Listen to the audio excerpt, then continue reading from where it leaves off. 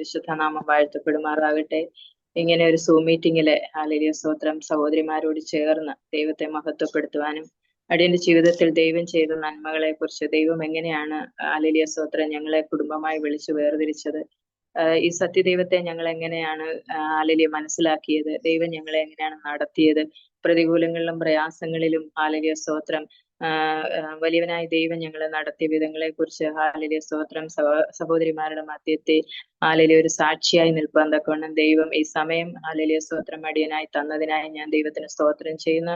അടിയനെ zoom മീറ്റിംഗിലേക്ക് hallelujah സ്തോത്രം ക്ഷണിച്ച hallelujah Christy സഹോദരിക്കായി സ്തോത്രം ചെയ്യുന്നു. ഹാലേലൂയ സ്തോത്രം ഒരു ഹാലേലൂയ സ്തോത്രം 1 മണിക്കൂറോ ഒരു ദിവസമോ അനേക ദിവസങ്ങളോ എടുത്തുക അല്ലെ തീരാത്തതുപോലെ ഹാലേലൂയ സ്തോത്രം കർത്താവ് ഞങ്ങളുടെ ജീവിതത്തിൽ ചെയ്ത അത്ഭുതങ്ങളെ കുറിച്ച് പറയുവാൻ തക്കവണ്ണമുണ്ട്. ഹാലേലൂയ സ്തോത്രം പറയപ്പെട്ട സമയത്തിനകത്ത് തന്നെ ഹാലേലൂയ സ്തോത്രം ചുരുക്കി പറയാനുള്ള ഒരു ദൈവീക കൃപ എനിക്ക് ദൈവം തരേണ്ടതിന് നിങ്ങളെല്ലാം പ്രാർത്ഥിക്കണം. ഹാലേലൂയ സ്തോത്രം ഒരു വചനം വായിച്ചുകൊണ്ട് ഹാലേലൂയ സ്തോത്രം എന്റെ സാക്ഷ്യത്തിലെ ഹാലേലൂയ സ്തോത്രം മുൻപോട്ട് പോകാൻ തക്കവണ്ണം ഞാൻ ആഗ്രഹിക്കുന്നു. രൂത്തിന്റെ പുസ്തകത്തിലെ ഹാലേലൂയ സ്തോത്രം അതിന്റെ 1-ാം അധ്യായത്തിലെ 16-ാം വാക്യം. അതിന് രൂത്ത്, നിന്നെ വിട്ടു പിരിയുവാനും നിന്റെ കൂടെ വരാതെ മടങ്ങിപ്പോകുവാനും എന്നോട് പറയരുതേ. നീ പോകുന്നിടത്ത് ഹാലേലൂയ സ്തോത്രം ഞാനും പോരും, നീ പാർക്കുന്നിടത്ത് ഞാനും പാർക്കും, നിന്റെ ജനം എന്റെ ജനം, നിന്റെ ദൈവം എന്റെ ദൈവം. ഹാലേലൂയ സ്തോത്രം. ഈ വചനത്താലെ ദൈവം നമ്മളെ ഏവരെയും അനുഗ്രഹിക്കട്ടെ. ഹാലേലൂയ സ്തോത്രം. ഈ ബൈബിളിലെ വചനങ്ങളും വ്യക്തികളും ഒക്കെ എന്റെ ജീവിതത്തിലെ ഹാലേലൂയ സ്തോത്രം ഒരുപാട് ആശ്വാസമേകുകയും ഹാലേലൂയ പ്രതികൂലങ്ങളും പ്രയാസങ്ങളും വരുമ്പം ഹാലേലൂയ സ്തോത്രം ദൈവം എങ്ങനെയാണ് തന്റെ ജനത്തെ നടത്തിയതെന്ന് ഹാലേലൂയ സ്തോത്രം ഒക്കെ മനസ്സിലാക്കുവാൻ തക്കവണ്ണം ഹാലേലൂയ സ്തോത്രം ആശ്വസിപ്പാനും ഒക്കെ ദൈവം എനിക്ക് കൃപ തന്നിട്ടുണ്ട്. ഹാലേലൂയ സ്തോത്രം എല്ലാവർക്കും അറിയാം ഹാലേലൂയ സ്തോത്രം രൂത്തിനെ കുറിച്ചിട്ട്. മോവാബ് സ്ത്രീയായ രൂത്ത് ഹാലേലൂയ സ്തോത്രം യേശുക്രിസ്തു ജനിക്കുവാൻ തക്കവണ്ണം ഹാലേലൂയ തലമുറയിൽ ജനിക്കുവാൻ തക്കവണ്ണം ഇടയായി തീർന്ന ഒരു അനുഗ്രഹം ലഭിക്കുവാൻ ഹാലേലൂയ സ്തോത്രം മൊവാബ് ദേശക്കാരിയായ രൂത്തിന് ഹാലേലൂയ സ്തോത്രം കർത്താവ് കൃപ കൊടുത്തത് ഓർത്ത് ഞാൻ ദൈവത്തിന് സ്തോത്രം ചെയ്യുന്നു. ഈ രൂത്ത് ഹാലേലൂയ സ്തോത്രം എന്റെ ജീവിതത്തിലും ഒരുപാട് ഹാലേലൂയ സ്തോത്ര ക്യാരക്ടർ ഹാലേലൂയ സ്തോത്രം സ്വാധീനം ചെലുത്തിയിട്ടുണ്ട്.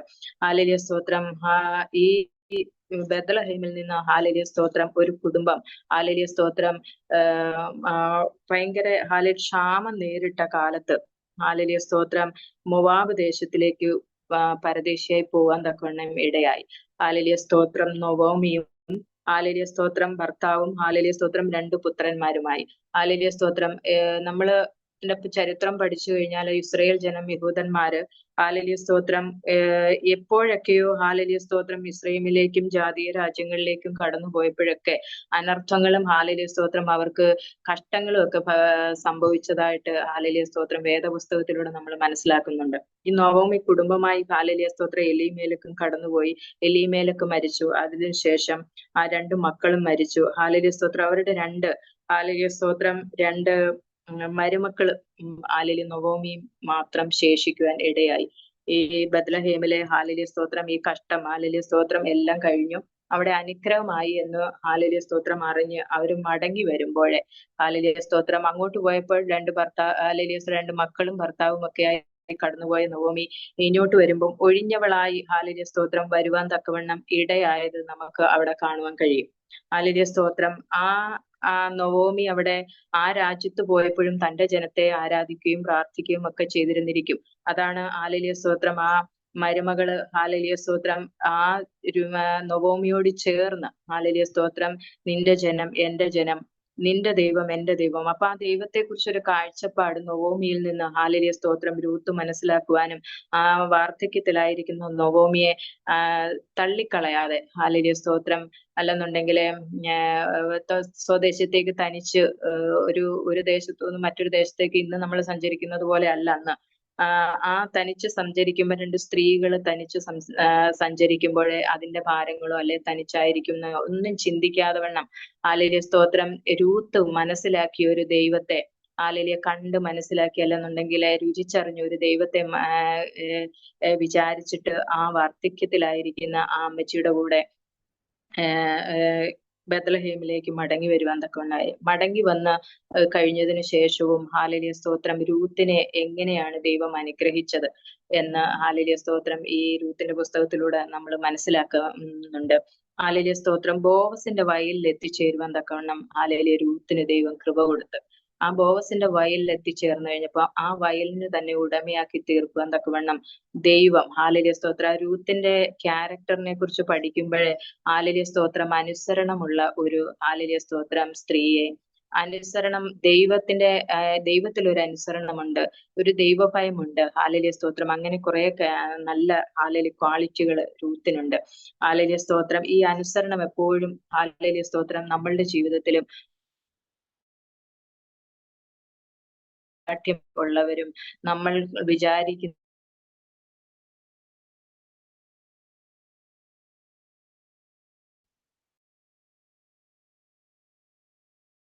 തന്നെയാണ്. നമ്മളെ കുറിച്ചൊരു പദ്ധതിയുണ്ട്. ഹാലേലൂയ മോവാബ് ദേശത്ത്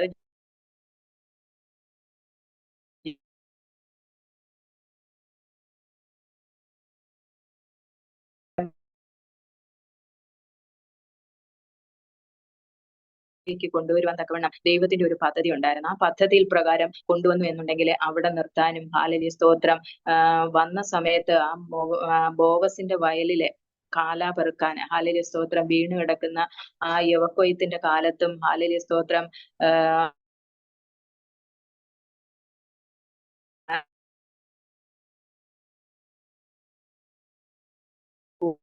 ഹാലേലൂയ സ്തോത്രം വലിച്ചിട്ടിരിക്കുന്നത് പെറുക്കുവാൻ തക്കവണ്ണം ഹാലേലൂയ സ്തോത്രം രൂത്ത് ഹാലേലൂയ സ്തോത്രം അത് വലിയ വലുത് എനിക്ക് വേണം എന്നുള്ളതല്ല,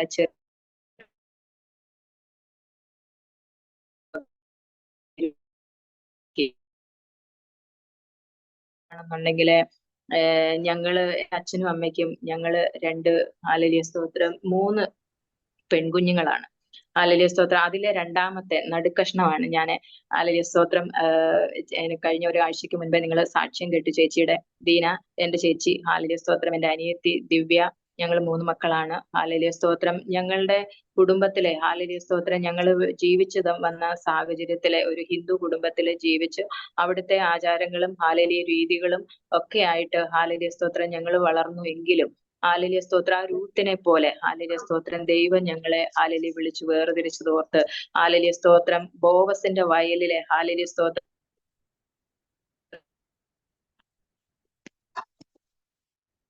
സാക്ഷികളാക്കി തീർക്കുന്നപ്പോൾ ഹാലേലൂയ സ്തോത്രം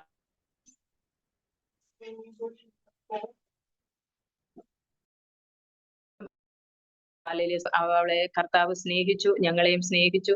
ഹാലേലൂയ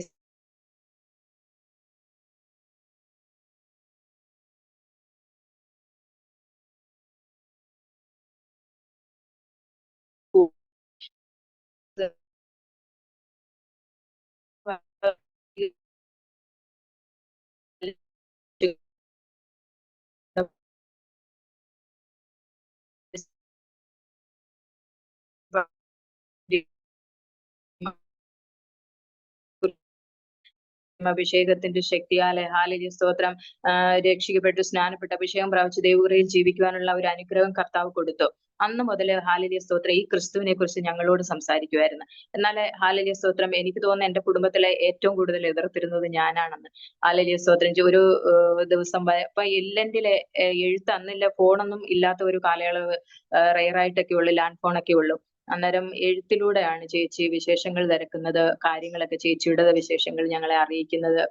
അപ്പൊ അങ്ങനെയുള്ള സമയത്ത് അധികം വിശേഷങ്ങൾ ഞങ്ങളുടെ ചോദിക്കുകയോ അല്ലെങ്കിൽ ചേച്ചിയുടെ ചോദിക്കുകയോ ഇല്ല. ഒരു ഇല്ലന്റിനകത്ത് മുഴുവനും ദൈവിക വചനങ്ങൾ, കർത്താവാണ് ജീവിക്കുന്ന ദൈവം, ഹാലേലൂയ സ്തോത്രം കർത്താവിനെ കുറിച്ച് ഇങ്ങനെ ദൈവത്തിന്റെ വചനങ്ങൾ എഴുതി ഞങ്ങൾക്ക് ഇങ്ങനെ അയക്കും. ആദ്യമൊക്കെ വായിക്കാൻ ഒരു ഇതുണ്ട്, എന്തോ എഴുതുന്നതെന്ന് അറിയാൻ വേണ്ടിയിട്ട്. പക്ഷെ പിന്നീട് ഞങ്ങളത് വായിക്കാറായി. ഇതെന്തോ എഴുതുന്ന, ഇതെന്തോ ഞങ്ങൾക്ക് മനസ്സിലാവുന്നില്ല, എന്തോ ഈ സംഭവം എന്ന് നമുക്കറിയത്തില്ല. എന്നാൽ ഒരു പ്രാവശ്യം ലീവിന് വന്നു കഴിഞ്ഞപ്പോ കമ്മലും മാലയും ഒന്നും ഇല്ലാതെ കൊണ്ട് ഹാലേലൂയ സ്തോത്രം വന്ന് അത് ഞങ്ങളുടെ ആ ഒരു കൾച്ചറിലെ അല്ലെന്നുണ്ടെങ്കിൽ ഞങ്ങളുടെ ആ ഒരു ദേശത്ത് അതൊരു ഭയങ്കര ഒരു ഇതായിരുന്നു. അപ്പൊ ഞാൻ വിചാരിച്ചു ഇനിയും ഞങ്ങൾ വിചാരിച്ചിരുന്നത് ട്രെയിനിൽ യാത്ര ചെയ്തപ്പം ഇത് ഇനിയും സ്വർണ്ണമായോണ്ട് ഉപയോഗിക്കാൻ ഉള്ള ബുദ്ധിമുട്ട് കൊണ്ട് വെച്ചതായിരിക്കും. എന്നാല് ഹല്ലേലൂയ സ്തോത്രം കുറച്ച് ദിവസങ്ങൾ ഒരു ദിവസം കഴിഞ്ഞ് 2 ദിവസം ആയപ്പോഴും ഇത് ഉപയോഗിക്കുന്നില്ല. അപ്പൊ ഞങ്ങൾക്ക് ഒരു ഇത് തോന്നി. ഞാനാണ് ആ ചേച്ചിയെ കമ്മലുമാലും മാലയും എല്ലാം കൊടുത്തിട്ട് ഇടാൻ നിർബന്ധിച്ച് അമ്പലത്തിൽ കൊണ്ടുപോയി. അപ്പൊ എനിക്ക് ഇന്നറിയാം, അന്ന് നിർബന്ധിച്ച് അമ്പലത്തിൽ കൊണ്ടുപോയി തൊഴുവാന് നിർബന്ധിച്ചു. ഹല്ലേലൂയ സ്തോത്രം. അപ്പൊ ദൈവം വിചാരിച്ചു കാണും, ഹല്ലേലൂയ സ്തോത്രം കർത്താവേ, എന്നെയും ഇതുപോലുള്ള സാഹചര്യങ്ങളിലൂടെ കടത്തി ഹല്ലേലൂയ സ്തോത്രം ഈ സത്യദൈവത്തെ അറിയുവാൻ ഒരു ദിവസം എനിക്കും ദൈവം കരുതിയിട്ടുണ്ട്. അങ്ങനെ ഇരുന്ന സാഹചര്യത്തില് ഹല്ലേലൂയ സ്തോത്രം, ഞങ്ങളുടെ കുടുംബത്തിലെ ഹല്ലേലൂയ സ്തോത്രം ഒരു പെന്തക്കോസ് വിശ്വാസത്തിൽ പോയി 3 പിള്ളാര്. ഹല്ലേലൂയ സ്തോത്രം, ഞങ്ങൾ സഹോദരിമാരുടെ കല്യാണം നടക്കുവോ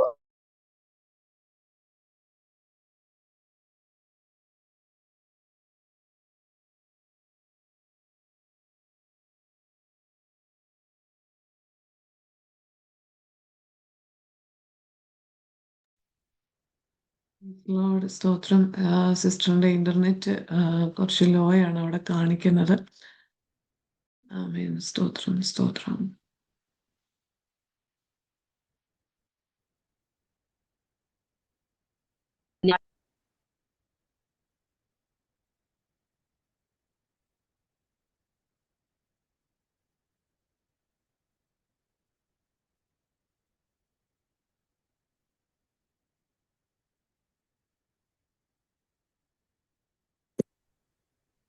സ്തോത്രം, ഹല്ലേലൂയ സ്തോത്രം. ചേച്ചി എന്ന് ക്രിസ്തുവിനെ വിശ്വസിച്ച് ഇറങ്ങി തിരിച്ചു അന്ന് മുതല് ഞങ്ങളുടെ ജീവിതത്തിലെ ഞങ്ങളുടെ സഹോദരിമാരുടെ, ഞങ്ങളുടെ അച്ഛന്റെ, അമ്മയുടെ എല്ലാം ജീവിതത്തിലെ ഒരു ദൈവ പൈതല് വിശ്വാസത്തിൽ ഇറങ്ങി തിരിച്ചാല് എങ്ങനെയാണ് അനുഗ്രഹിക്കുന്നത്, എങ്ങനെയാണ് ആ മാറ്റം ഞങ്ങൾക്ക് കാണാൻ കഴിയും. ഞങ്ങളുടെ ജീവിതത്തിന്റെ ഗ്രാഫ് ഹല്ലേലൂയ സ്തോത്രം ഒരിക്കലും താഴോട്ട് വന്നില്ല. കഷ്ടങ്ങളും പ്രതികൂലങ്ങളും രോഗങ്ങളും പ്രയാസങ്ങളും ഒക്കെ ഞങ്ങളുടെ ജീവിതത്തിൽ ഉണ്ടായിരുന്നു. എന്നാലേ അവിടെയൊക്കെ ഹല്ലേലൂയ സ്തോത്രം ഞങ്ങളുടെ രക്ഷകനായിട്ട് കർത്താവ് ഉണ്ടായിരുന്നു. ഞങ്ങളുടെ രക്ഷകനായിട്ട് കർത്താവ് ഉണ്ടായിരുന്നു. ഹല്ലേലൂയ സ്തോത്രം. ഹല്ലേലൂയ സ്തോത്രം എന്റെ കല്യാണം കഴിഞ്ഞതിന് ശേഷം ഹല്ലേലൂയ സ്തോത്രം എന്റെ ഹസ്ബൻഡിന്റെ വീട്ടിലെ ചില പ്രതികൂലങ്ങൾ കടന്നു വന്ന ഹല്ലേലൂയ സ്തോത്രം ഞങ്ങൾ ഇന്ന് താമസിക്കുന്ന വീടും സ്ഥലവും മേടിക്കാനെ കൊണ്ട് ഹല്ലേലൂയ സ്തോത്രം അതിന്റെ കാര്യങ്ങളൊക്കെ ക്രമീകരിച്ചു. അങ്ങനെ ഇരുന്ന സമയത്ത് ഇത് കടഭാരത്താൽ വലയുന്ന ഒരു അവസ്ഥ ഞങ്ങളുടെ ജീവിതത്തിൽ കടന്നു വന്നു. അതുപോലെ തന്നെ ഹല്ലേലൂയ സ്തോത്രം ഹസ്ബൻഡിന്റെ വീട്ടില് ഭയങ്കര പ്രതികൂലമായിരുന്നു. ഒരു 21 വയസ്സ് എനിക്ക് അന്നുണ്ട്.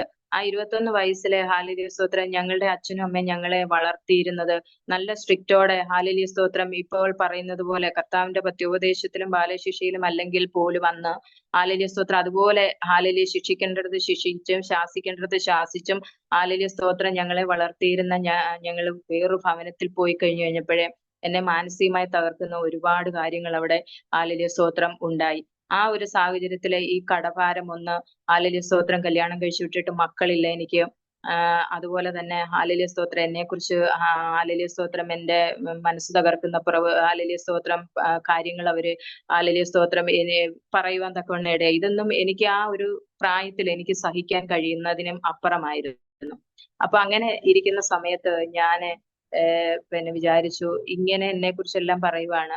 ഹസ്ബൻഡ് അന്ന് സൗദിയിൽ വർക്ക് ചെയ്യാണ്.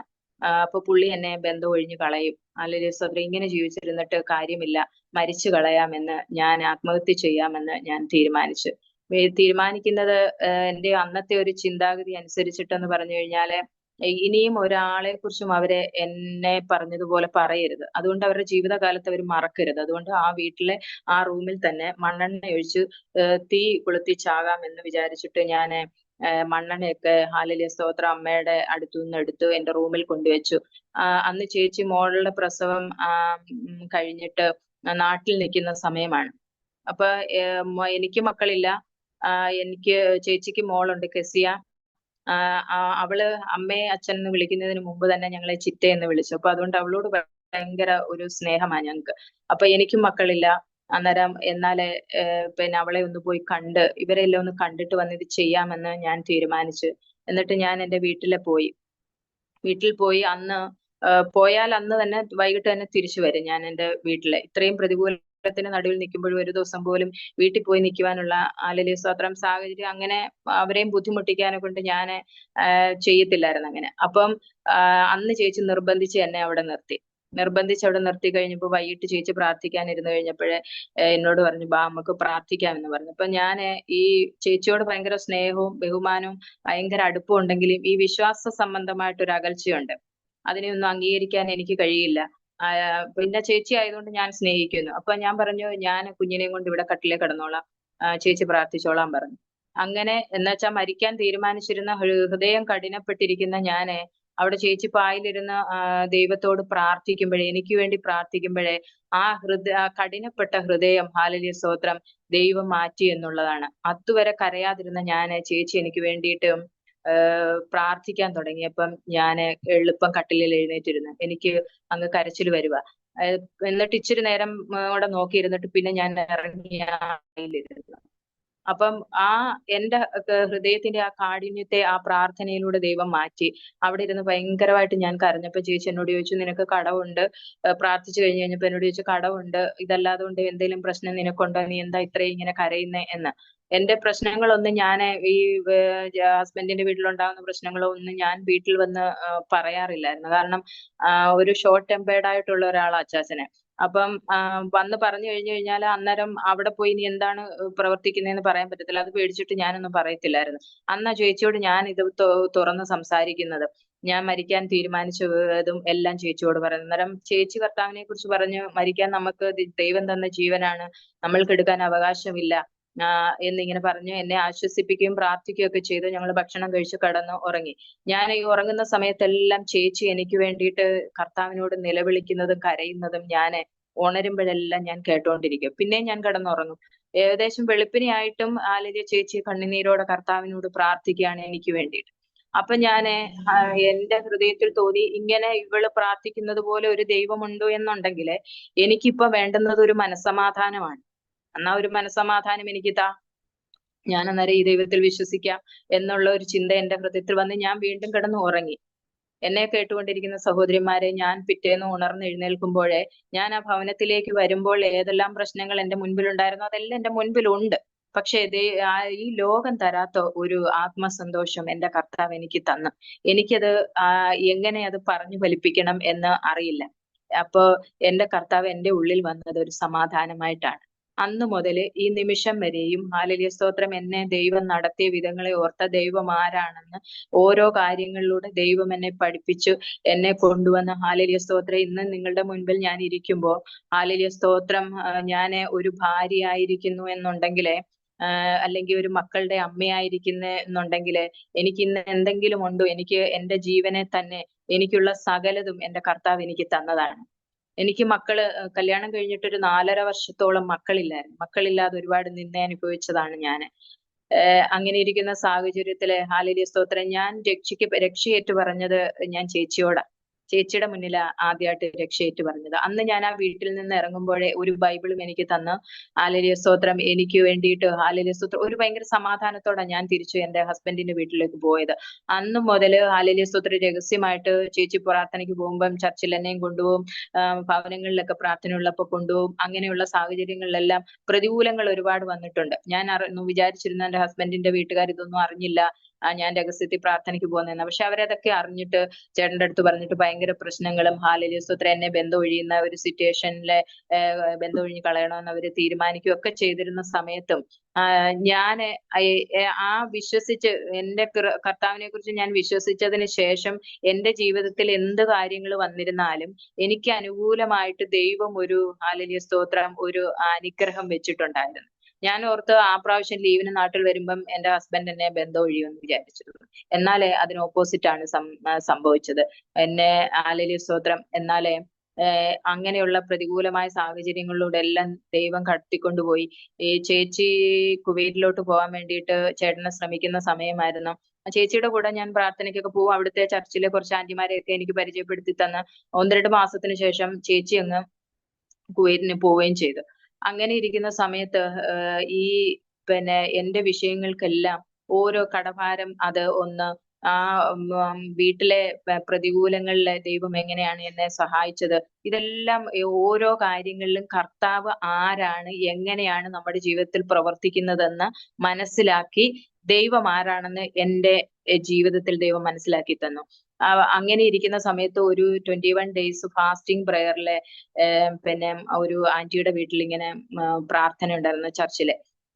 അപ്പൊ ചേച്ചി എന്നോട് പറഞ്ഞു, നീ പോകണം. ചേച്ചി പോയി കഴിഞ്ഞ് ഒരു 2 ദിവസം കഴിഞ്ഞതിന് ശേഷമാണ് ആ പ്രാർത്ഥന. ഏതെങ്കിലും ഒരു ദിവസമെങ്കിലും കടന്നു പോകണം. അവിടെ പ്രവാചകന്മാരായ ദൈവദാസന്മാരൊക്കെ വരും. നിനക്കുള്ള ദൂതുമൊക്കെ ആലോചനയൊക്കെ ചിലപ്പം ദൈവം അറിയിക്കും എന്നൊക്കെ ഇങ്ങനെ പറഞ്ഞു. അപ്പൊ എനിക്ക് തന്നെ പോകാൻ ഒരു പേടി. എനിക്ക് ആ ചർച്ചിലുള്ള എല്ലാവരെയും ഒന്നും അറിയൂല, ആ വീടും അറിയില്ല.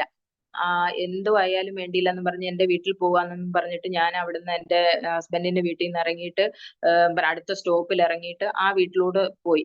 അവിടെ ഒരു 10-65 പേര് പിന്നെ ഉപവാസ പ്രാർത്ഥനയ്ക്ക് വന്ന് പ്രവാചകന്മാരെ ദേവദാസന്മാരുണ്ടായിരുന്നു. അതിന്റെ ഏറ്റവും പുറകിൽ പോയിട്ട് ഞാൻ ഇരുന്നു. എന്നെ ആരും അവിടെ ഇരിക്കുന്നവരും കാണരുത്, ദേവദാസനും കാണരുത്, ആരും അറിയരുത് ഞാൻ ഈ ആരാധനയ്ക്ക് പോയതെന്നുള്ള ഒരു ചിന്തയോടെ ഞാൻ അവിടെ പോയി ഏറ്റവും പുറകിൽ പോയിരുന്നു. എന്നാൽ ആരാധന ഒക്കെ കഴിഞ്ഞ് ശുശ്രൂഷയുടെ സമയത്ത് ശുശ്രൂഷിച്ചുകൊണ്ടിരുന്ന ആ പ്രവാചകനായ ദേവദാസന് ഓടി എന്റെ അടുത്ത് വന്നിട്ട് അങ്ങനെ ഒരു ശുശ്രൂഷയൊന്നും ഞാൻ എന്റെ ജീവിതത്തിൽ കണ്ടിട്ടില്ല. എന്നോട് പറഞ്ഞു, ഹന്നായെ പോലെ കരയുന്നവളെ, ശമൂവേൽ ബാലനെ പോലെ ഒരു ആൺപൈതലിനെ തരാൻ നീ കർത്താവിന് കൊടുക്കുവോന്ന്. ഇങ്ങനെ ഒരു ശുശ്രൂഷയിൽ ഓടി വന്ന് എന്റെ അടുത്ത് പറഞ്ഞപ്പോ ഞാൻ അങ്ങ് ഭയന്നു പോയി. ഞാൻ പേടിച്ച് കരഞ്ഞു. എന്റെ ഹൃദയത്തിൽ ഞാൻ പറഞ്ഞു, ഈ ഹന്ന ആരാന്ന് എനിക്കറിയത്തില്ല, ശമൂവേൽ ബാലൻ ആരാന്ന് എനിക്കറിയത്തില്ല, ഇതെന്തുവാ പറയുന്നതെന്നും എനിക്കറിയില്ല. എന്നാൽ ഞാന് ദൈവം സംസാരിച്ചു എന്ന് എനിക്ക് ഉള്ളത് കൊണ്ട് ഞാൻ കർത്താവിനോട് പറഞ്ഞു, എനിക്ക് എന്റെ നിന്ന മാറ്റി, മക്കളില്ലാതെ ഭാരപ്പെടുന്ന എന്റെ നിന്ന മാറ്റി എനിക്കൊരു കുഞ്ഞിനെ തരുവാണെങ്കിൽ ഞാനത് കർത്താവിന് വേണ്ടിയിട്ട് കൊടുക്കും. ആ ഹല്ലേലൂയ സ്തോത്രം. പിന്നീടാ ഞാൻ പോയിരുന്ന് ബൈബിള് വായിച്ചിട്ട് ആ ഹന്ന ആരാണെന്ന് മനസ്സിലാക്കുന്നത്.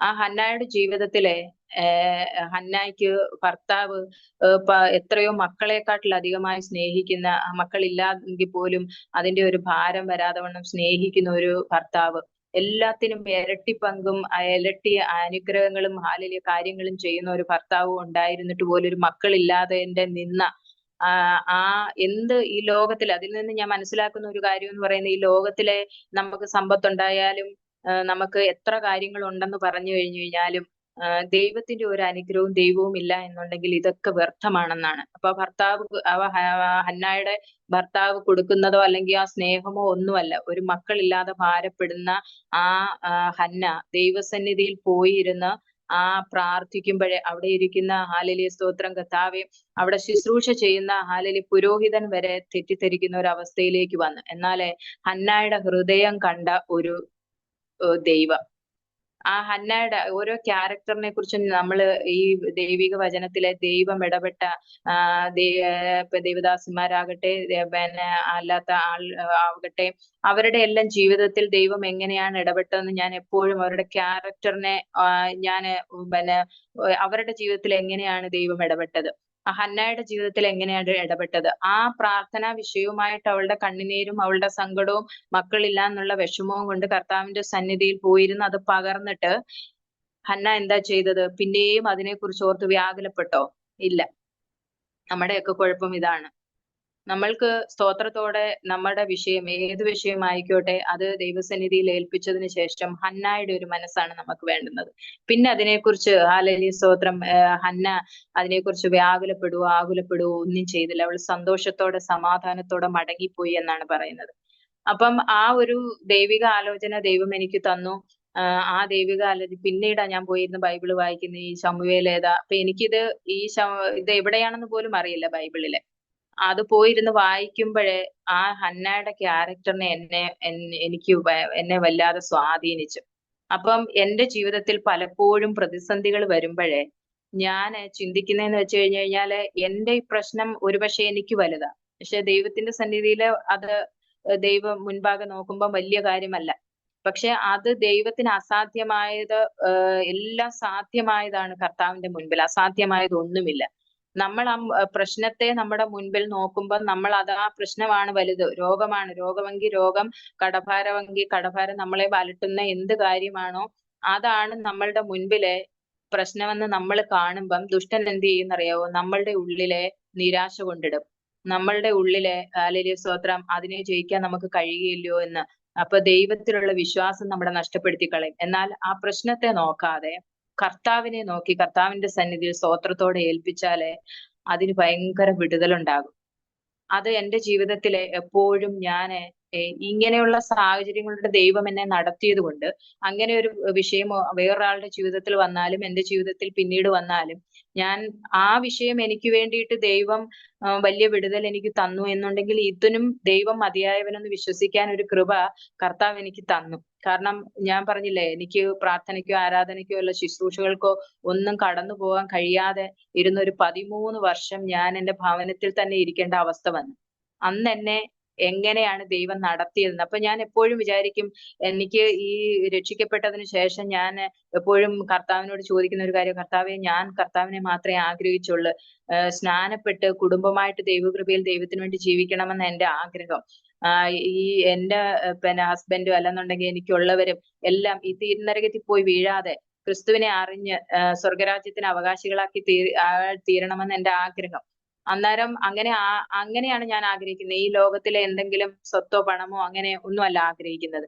അപ്പോഴും എനിക്ക് ഈ ഭാഗ്യം എന്താണ് ദൈവം തരാത്തത് എന്ന്, ഈ സ്നാനപ്പെട്ട് ദൈവകൃപയിൽ ജീവിക്കാന് ഉള്ളൊരു ഭാഗ്യം എന്താ തരാത്തതെന്ന് എപ്പോഴും ഇങ്ങനെ ഞാൻ ചോദിക്കുമായിരുന്നു. അപ്പൊ ഞാൻ ഇന്ന് എനിക്ക് അറിയാം, ഈ 13 വർഷം എന്നെ എന്തിനാ ഇങ്ങനെയുള്ള കാര്യങ്ങളിലൂടെ നടത്തി ദൈവം എന്നെ സ്ട്രോങ് ആക്കിയത്.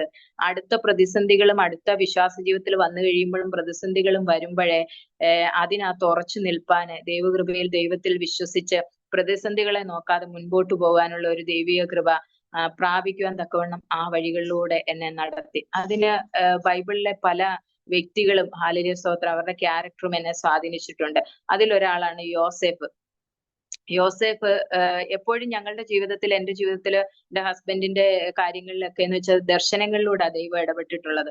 അപ്പം ദർശനങ്ങളിലൂടെ ഇടപെടും. നമ്മൾ ഈ ദർശനം മറ്റുള്ളവരെ കുറിച്ച് കേൾക്കുമ്പോൾ അത് ദൈവം അറിയിക്കുമ്പോഴൊക്കെ നമ്മൾ പറയുമ്പോഴും പലപ്പോഴും ഈ യോസേഫിനെ പോലെ പരിഹാസപാത്രമാകേണ്ടി വന്നിട്ടുണ്ട് ഞാന്. അപ്പൊ അതുകൊണ്ട് യോസേഫിന്റെ ജീവിതത്തെ കുറിച്ച് ഞാൻ നോക്കാറുണ്ട്. കാരണം 2 ദർശനം ദൈവം യോസേഫിന് കാണിച്ചു കൊടുത്ത് ആ ദർശനം, ഹല്ലേലൂയ സ്തോത്രം, അവന്റെ സഹോദരന്മാരും അപ്പനും ഒക്കെ അവനോട് എതിരാകാൻ തക്കവണ്ണം ഇടയായി. ആ ദർശനം മുഖാന്തരം അവന് ജീവിതത്തിൽ ഒരുപാട് കഷ്ടങ്ങൾ ഉണ്ടായി. സഹോദരന്മാർ എതിർത്തവർ കൊല്ലുവാൻ നോക്കി. അത് കഴിഞ്ഞിട്ട് മിസ്രയീമ്യർക്ക് വിറ്റുകളഞ്ഞു. പോത്തിഫറുടെ ഭവനത്തിലെത്തി. അവിടെയും വലിയ കഷ്ടം അനുഭവിക്കേണ്ടി വന്നു. അവിടുന്ന് ജയിലിൽ പോകേണ്ടി വന്നു. ഈ കഷ്ടങ്ങളൊക്കെ യോസേഫ് എന്തെങ്കിലും തെറ്റ് ചെയ്തത് കൊണ്ടല്ല, അല്ലെ? ഈ ദർശനം മുഖാന്തരം. പക്ഷെ എവിടെയായിരുന്നു യോസേഫ് ന്റെ ക്യാരക്ടറിലെ മനസ്സിലാക്കാനെന്ന് വെച്ചാൽ, യോസേഫ് എവിടെയും പിറുപിറുത്തിട്ടില്ല ദൈവത്തോട്, എന്താ ദൈവം എന്നോട് ഇങ്ങനെ ചെയ്തതെന്ന്, അല്ലെങ്കിൽ ദൈവത്തെ കുറ്റപ്പെടുത്തിയിട്ടില്ല. പക്ഷെ ദർശനത്തില് അവിടുന്ന് യോസേഫിന് കാണിച്ചു കൊടുത്ത ദർശനത്തിൽ വലിയ വിശ്വാസവും ദൈവത്തിൽ വലിയ വിശ്വാസവും യോസേഫിനുണ്ടായിരുന്നു. അതുകൊണ്ട് തന്നെ ഈ സാഹചര്യങ്ങളിലൂടെ എല്ലാം കടന്നു പോയപ്പോൾ അതൊക്കെ എന്നെ എന്റെ ജീവിതത്തിലെ സ്വാധീനിച്ചിട്ടുണ്ട്. അപ്പം എനിക്കൊരു ദർശനം ദൈവം കാണിച്ചു തന്നിട്ടുണ്ടെന്നുണ്ടെങ്കിൽ അതിൽ ഞാൻ വിശ്വസിക്കുകയും ആ യോസേഫിന്റെ ജീവിതത്തിൽ ദൈവം അത് ചെയ്തു എന്നുണ്ടെങ്കിൽ എന്റെ ജീവിതത്തിലും ചെയ്യാൻ ദൈവം ശക്തനാണെന്ന് എനിക്ക് വിശ്വസിക്കാൻ കർത്താവ് കൃപ തന്നു. അങ്ങനെ പോകുന്ന സാഹചര്യത്തിലെ മക്കളില്ലല്ലോ. അങ്ങനെ ഇരുന്ന് ചേട്ടനെ നാട്ടിലേക്ക് ലീവിനായിട്ട് കടന്നു വന്നു. ഏകദേശം ഒരു 4.5 വർഷമായി അന്ന്. ആ ലീവിന് നാട്ടിലേക്ക് കടന്നു വന്ന സമയത്ത് 6 മാസത്തെ ലീവിനാ നാട്ടിൽ വന്നത്. 2, 3, 4 മാസം ആയപ്പോഴും മക്കള് അങ്ങനെയൊന്നുമില്ല. ഞങ്ങളുടെ ഈ മേടിച്ച ഈ വീട്ടിലോട്ട് ഞങ്ങൾക്ക് താമസമാകുവാൻ ദൈവം കൃപ തന്നു. സാഹചര്യങ്ങളെയൊക്കെ അനുകൂലമാക്കി തന്നു. അതുപോലെ തന്നെ ഈ കടഭാരങ്ങൾക്ക് ദൈവം ഓരോരോ വഴികളെ ഒരുക്കി തന്നു. അങ്ങനെ ഒത്തിരി സാഹചര്യങ്ങളെ ദൈവം ഞങ്ങൾക്ക് അനുകൂലമാക്കി, എനിക്ക് അനുകൂലമാക്കി ദൈവം തന്നു. ഒരു സ്വസ്ഥത ദൈവം തന്നു എന്റെ ജീവിതത്തില്. പിന്നെയും മക്കളില്ല. അപ്പം ഭർത്താവിന്റെ വീട്ടിലെ അവിടുത്തെ അമ്മ പറഞ്ഞു, ഇവൾക്ക് ഏതാണ്ട് മാറാരോഗം എങ്ങാണ്ടാണ്, നിങ്ങളൊരു കാര്യം ചെയ്യ്, പിന്നെ ചേട്ടനോട് പറഞ്ഞു ഏതെങ്കിലും ഹോസ്പിറ്റലിൽ കൊണ്ടുപോയി കാണിക്കുക എന്ന് പറഞ്ഞു. അങ്ങനെ ഞങ്ങളൊരു ഹോസ്പിറ്റലിൽ പോയി. ഡോക്ടർ ആദ്യം എന്നെ സ്കാൻ ചെയ്ത് ബ്ലഡ് ടെസ്റ്റ് അങ്ങനെ ഉള്ള പ്രൊസീജിയറുകളെല്ലാം ചെയ്തു. എനിക്ക് കുഴപ്പമൊന്നുമില്ല എന്ന് അവർ സർട്ടിഫൈ ചെയ്തു. പിന്നെ ചേട്ടന് ടെസ്റ്റുകളൊക്കെ ചെയ്തു. അപ്പൊ ചേട്ടന് ഈ പിന്നെ സൗദിയിലെ ജോലി ചെയ്യുന്നതെന്ന് വെച്ച് കഴിഞ്ഞാൽ യൂറിയ ഉണ്ടാക്കുന്ന കമ്പനിയിൽ അവിടുത്തെ വണ്ടിയിലെ ഡ്രൈവറാണ്. അപ്പം അതുകൊണ്ടോ അത്രയും വർഷം അവിടെ ജോലി ചെയ്തത് കൊണ്ടോ എന്തോ പുള്ളിക്ക് ശാരീരികമായിട്ട്, ഹല്ലേലൂയ സ്തോത്രം, പ്രയാസങ്ങൾ ഉണ്ടായിരുന്നു. അത് ഡയഗ്നോസ് ചെയ്തു. അത് പിന്നെ മനസ്സിലാക്കി കഴിഞ്ഞപ്പം പറഞ്ഞു, കുട്ടികൾ ഉണ്ടാകാൻ ബുദ്ധിമുട്ടാണ്, ട്രീറ്റ്മെന്റ് ചെയ്യണമെന്ന് പറഞ്ഞു. അന്നേരം ഞങ്ങളിപ്പം ഈ താമസിക്കുന്ന വീട് പിന്നെ കടം ഒക്കെ തീർക്കുന്നതിന് വേണ്ടിയിട്ട് ലോൺ എടുത്ത് ആ ലോൺ അടയ്ക്കണം, അങ്ങനെയുള്ള സാഹചര്യങ്ങളൊക്കെ ആയിരിക്കുന്ന സമയം. അപ്പൊ നാട്ടിൽ നിൽക്കാനെ കൊണ്ട് നാട്ടിൽ നിന്നിട്ട് ട്രീറ്റ്മെന്റ് എടുക്കാൻ അവർ പറഞ്ഞത്, പക്ഷെ നാട്ടിൽ നിൽക്കാനുള്ള ഒരു സാഹചര്യം അല്ലായിരുന്നു അന്ന്. അത് കഴിഞ്ഞു കഴിഞ്ഞപ്പോഴേ പറഞ്ഞൊരു പോകുന്നതിന് ലീവ് തീർന്നു പോകുന്നതിന് മുമ്പ് 2 ആഴ്ചക്ക് മുൻപ് ചെല്ല്, അപ്പം അതിനുള്ള മെഡിസിൻസ് തരാമെന്ന് ഇങ്ങനെ പറഞ്ഞു. അപ്പൊ പോകുന്നതിന് 2 ആഴ്ചക്ക് മുൻപ് ഞങ്ങൾ ഹോസ്പിറ്റലിൽ കടന്നുപോയി. അവിടെ ചെന്ന് കഴിഞ്ഞപ്പം എന്നെ നോക്കിയിട്ട് ഡോക്ടർ പറഞ്ഞു യൂറിൻ ടെസ്റ്റ് ചെയ്യണം, ബ്ലഡ് ടെസ്റ്റ് ചെയ്യണമെന്ന്. അപ്പൊ ഞാൻ ഓർത്ത് ഈ പിന്നെ പുള്ളിക്കാരനാണ് കുഴപ്പം, പിന്നെ എനിക്ക് എന്തിനാ ഇതൊക്കെ ചെയ്യുന്നത്, എനിക്ക് കുഴപ്പമൊന്നും ഇല്ലല്ലോ എന്ന് ഇങ്ങനെ വിചാരിച്ചു. എന്നാൽ എപ്പോഴും ഈ ഇങ്ങനെ ഉള്ള കാര്യങ്ങളിൽ എന്നെ ബലപ്പെടുത്താനും പ്രതികൂലങ്ങളിലും പ്രശ്നങ്ങളിലും ദൈവം ചിലരെ എല്ലാം ഉപയോഗിക്കുക. എന്റെ ചേച്ചിയെ, അതുപോലെ തന്നെ പിന്നെ ചർച്ചിലുള്ള ഞാൻ പിന്നെ രഹസ്യത്തിൽ പ്രാർത്ഥനയ്ക്ക് ചില എന്റെ ഈ അടുത്തൊക്കെ ഉള്ള പെന്തക്കോസ്ത് വിശ്വാസത്തിലുള്ള ആന്റിമാരെയൊക്കെ ദൈവം എനിക്ക് ഓരോരോ സമയങ്ങളിൽ ബലമായിട്ട് കൊണ്ടുവന്നു. ഇപ്പോഴൊക്കെ ചേച്ചി പ്രാർത്ഥിക്കുകയും അവരെല്ലാം പ്രാർത്ഥിക്കുകയും എനിക്ക് വേണ്ടി പ്രാർത്ഥിക്കുകയും അതുപോലെ അവരുടെയൊക്കെ പ്രാർത്ഥന വിലയേറിയതാണ് എന്റെ ആത്മീയ ജീവിതത്തില്.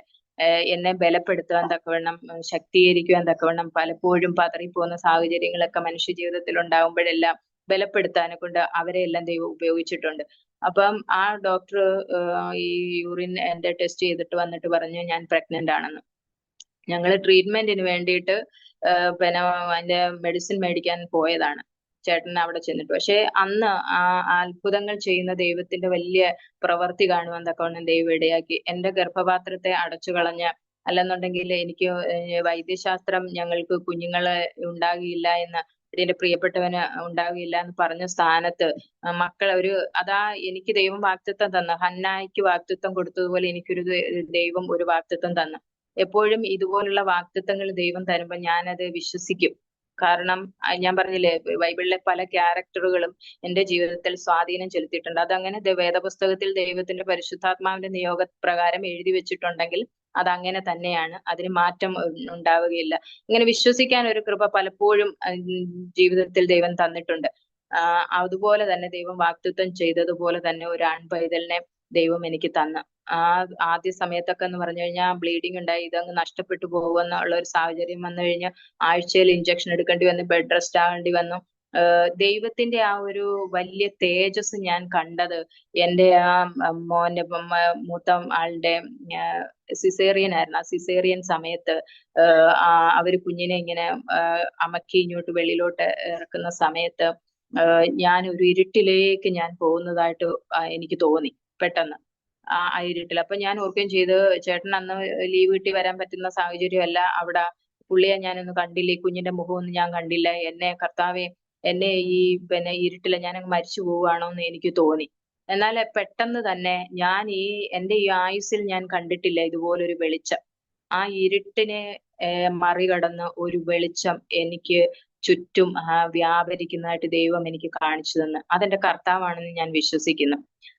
അപ്പൊ ഞാൻ എന്റെ കുഞ്ഞിന്റെ കരച്ചിലും കേട്ടു. ആ 7 മാസം വരെ എന്ന് പറഞ്ഞു കഴിഞ്ഞാൽ തൂക്കമില്ല എന്ന് ഇങ്ങനെ ഡോക്ടർ പറയും. ഫുഡ് കഴിക്കണം, ഭയങ്കര ഛർദിലും അങ്ങനെയൊക്കെയുള്ള പ്രയാസങ്ങളും ഒക്കെ ഉണ്ടായിരുന്നു എന്നുണ്ടെങ്കിലും ഈ കുഞ്ഞിനെ പ്രസവിച്ച് സിസേറിയൻ ചെയ്തെടുക്കുമ്പം 3,900 വെയിറ്റ് ഉണ്ട്. ഈ 1 മാസം കൊണ്ട് ഇതെങ്ങനെ ഇത്രയും വെയിറ്റ് വന്നെന്ന് അറിയത്തില്ല. അത്ര സുന്ദരനായ ഒരു കുഞ്ഞ്, ഒരു വലിയ കൊച്ച്. നല്ലപോലെ ഒന്ന് എടുക്കാനുള്ള പോലെ ആരോഗ്യത്തോടെ ഒരു കുഞ്ഞിനെ എനിക്ക് ദൈവം തന്നു. എന്റെ നിന്ന മാറ്റി എന്റെ കർത്താവാണ്.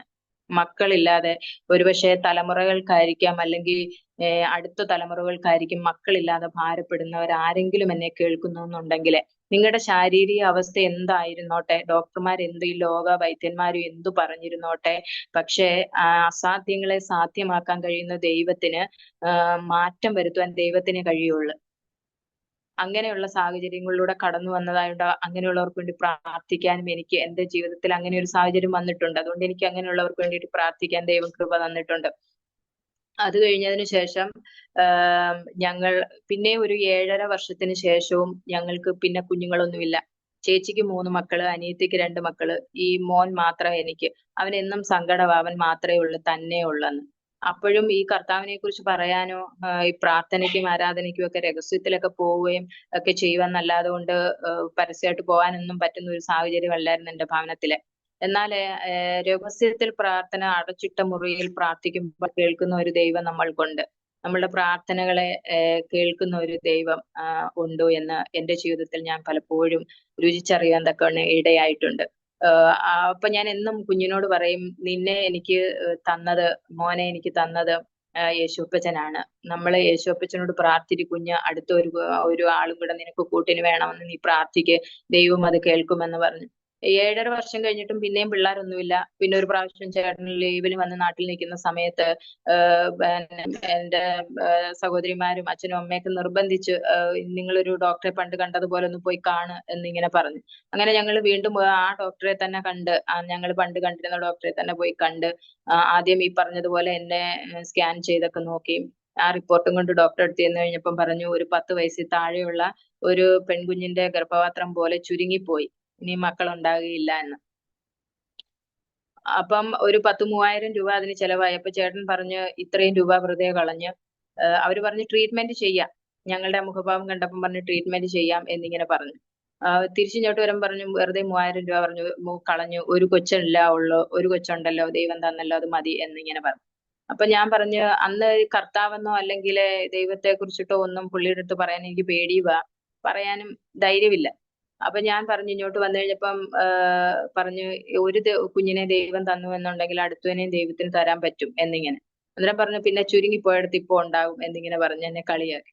അന്നേരം അപ്പൊ എന്റെ ഹൃദയത്തിൽ ദൈവം തന്നത്, സാറായുടെ ഗർഭപാത്രത്തെ ആ നിർജീവത്വം മാറ്റിയിട്ട് ഒരു ഇസഹാക്കിനെ ദൈവത്തിന് കൊടുക്കാൻ കഴിയുമെങ്കിൽ ഈ ചുരുങ്ങിയതിനകത്ത് ഒരു കുഞ്ഞിനെ തരാനും എന്റെ കർത്താവിന് കഴിയും, ദൈവത്തിന് അസാധ്യമായതൊന്നുമില്ല എന്ന് അന്നേരം എന്റെ ഹൃദയത്തില് ഇങ്ങനെ തോന്നി. എങ്കിലും ഞാൻ ആരോടും അത് പറയാനുള്ള സാഹചര്യം അല്ലായിരുന്നത് കൊണ്ട് പറഞ്ഞില്ല. പക്ഷെ ഒരു 2-3 മാസം കഴിഞ്ഞപ്പം ഒരു പ്രഗ്നന്റ് ലേഡിക്ക് ഉണ്ടാകുന്ന സിംറ്റംസ് ഒക്കെ എനിക്ക് ഉണ്ടാകാൻ തുടങ്ങി കഴിഞ്ഞപ്പോ പുള്ളിയോട് പറയാൻ എനിക്കൊരു നാണക്കേട്.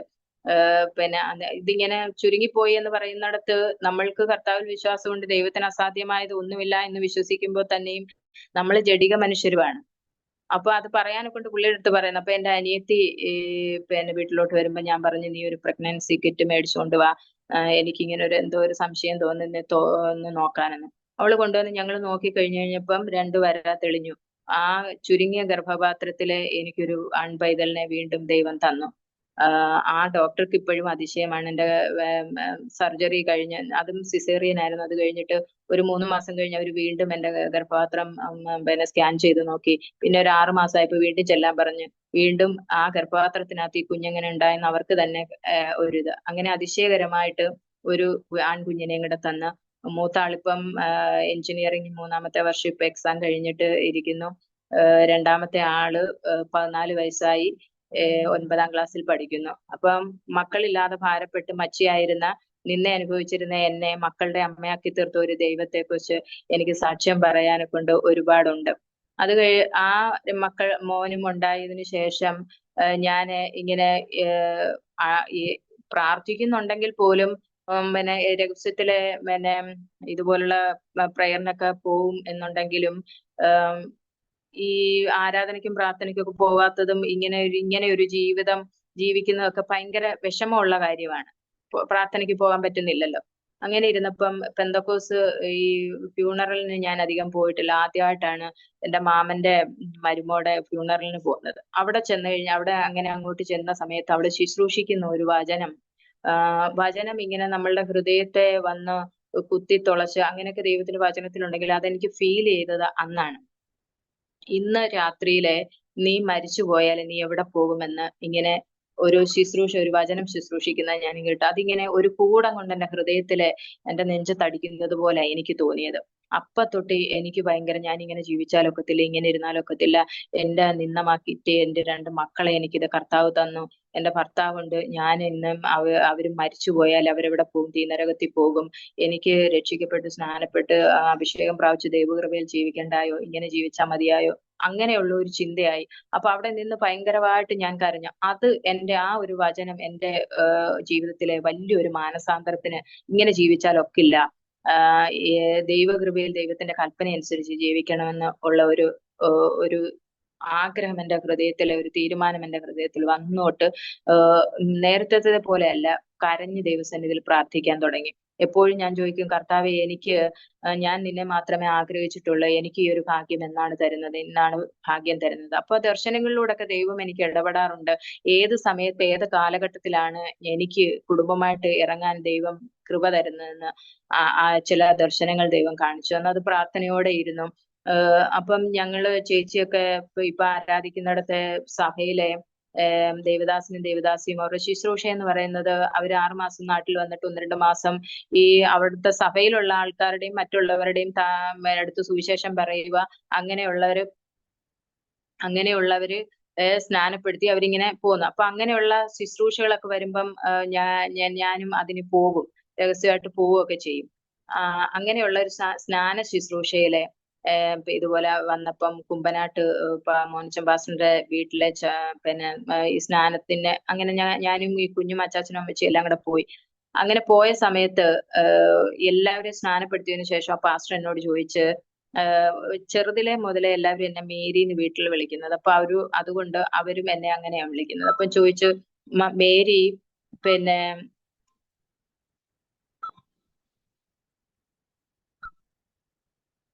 സ്നാനപ്പെടുന്നോന്ന് എന്നോട് സ്നാനക്കുളത്തിൽ നിന്ന് ചോദിച്ചു.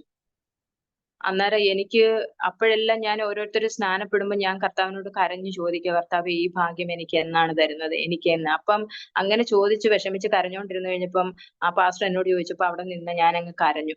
അപ്പൊ എന്നോട് ആ സ്നാനക്കുളത്തിൽ നിന്ന് ആ ദേവദാസൻ പ്രാർത്ഥിച്ചു, ഇങ്ങനെ അടുത്ത വർഷം ഈ സമയത്ത് ഞങ്ങൾ ഇവിടെ ഇതുപോലുള്ള ശുശ്രൂഷയ്ക്ക് വരുമ്പോഴേ അങ്ങനെ ഒരു ഭാഗ്യം ദൈവം കൊടുക്കണേ എന്ന് അങ്ങനെ പ്രാർത്ഥിച്ചു.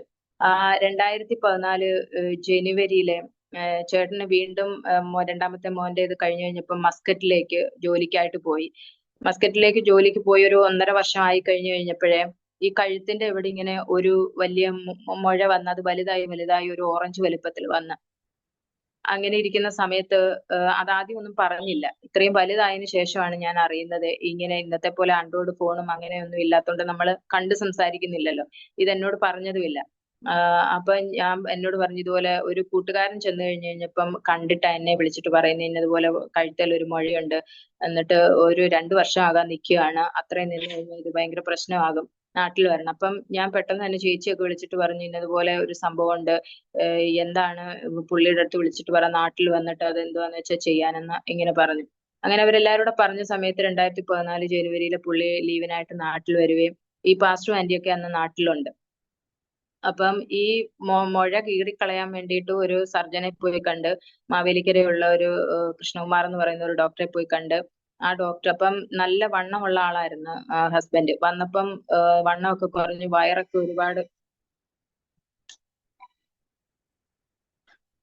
വണ്ണമൊക്കെ ഒരുപാട് കുറഞ്ഞ് പിന്നെ വയറൊക്കെ വീർത്ത് ഒരുമാതിരി ഒരു അവസ്ഥയിലാണ് വരുന്നത്. അപ്പൊ ആ ഡോക്ടറെ അടുത്ത് പോയി കഴിഞ്ഞു കഴിഞ്ഞപ്പം വയറും സ്കാൻ ചെയ്യണമെന്ന് പറഞ്ഞ് എന്നിട്ട് ബ്ലഡ് ടെസ്റ്റുകളും കാര്യങ്ങൾക്കും ഒക്കെ വേണ്ടിയിട്ട് പിന്നെ പറഞ്ഞു. അപ്പൊ ഞങ്ങള് അത് ചെയ്യാനെ കൊണ്ട് പോയി. ബയോവിഷൻ എന്ന് പറയുന്ന ആ ഒരു ഇതില് പോയി സ്കാൻ ചെയ്ത്, ചേട്ടന്റെ വയറ് സ്കാൻ ചെയ്ത് കഴിഞ്ഞപ്പോഴേ അവര് ഭയപ്പെട്ടു പോയി. കാരണം വയറിനകത്തുള്ള എല്ലാ അവയവങ്ങളെയും ക്യാൻസറിന്റെ വലിയ മുഴകള് ബാധിച്ചേക്കുവാണ്.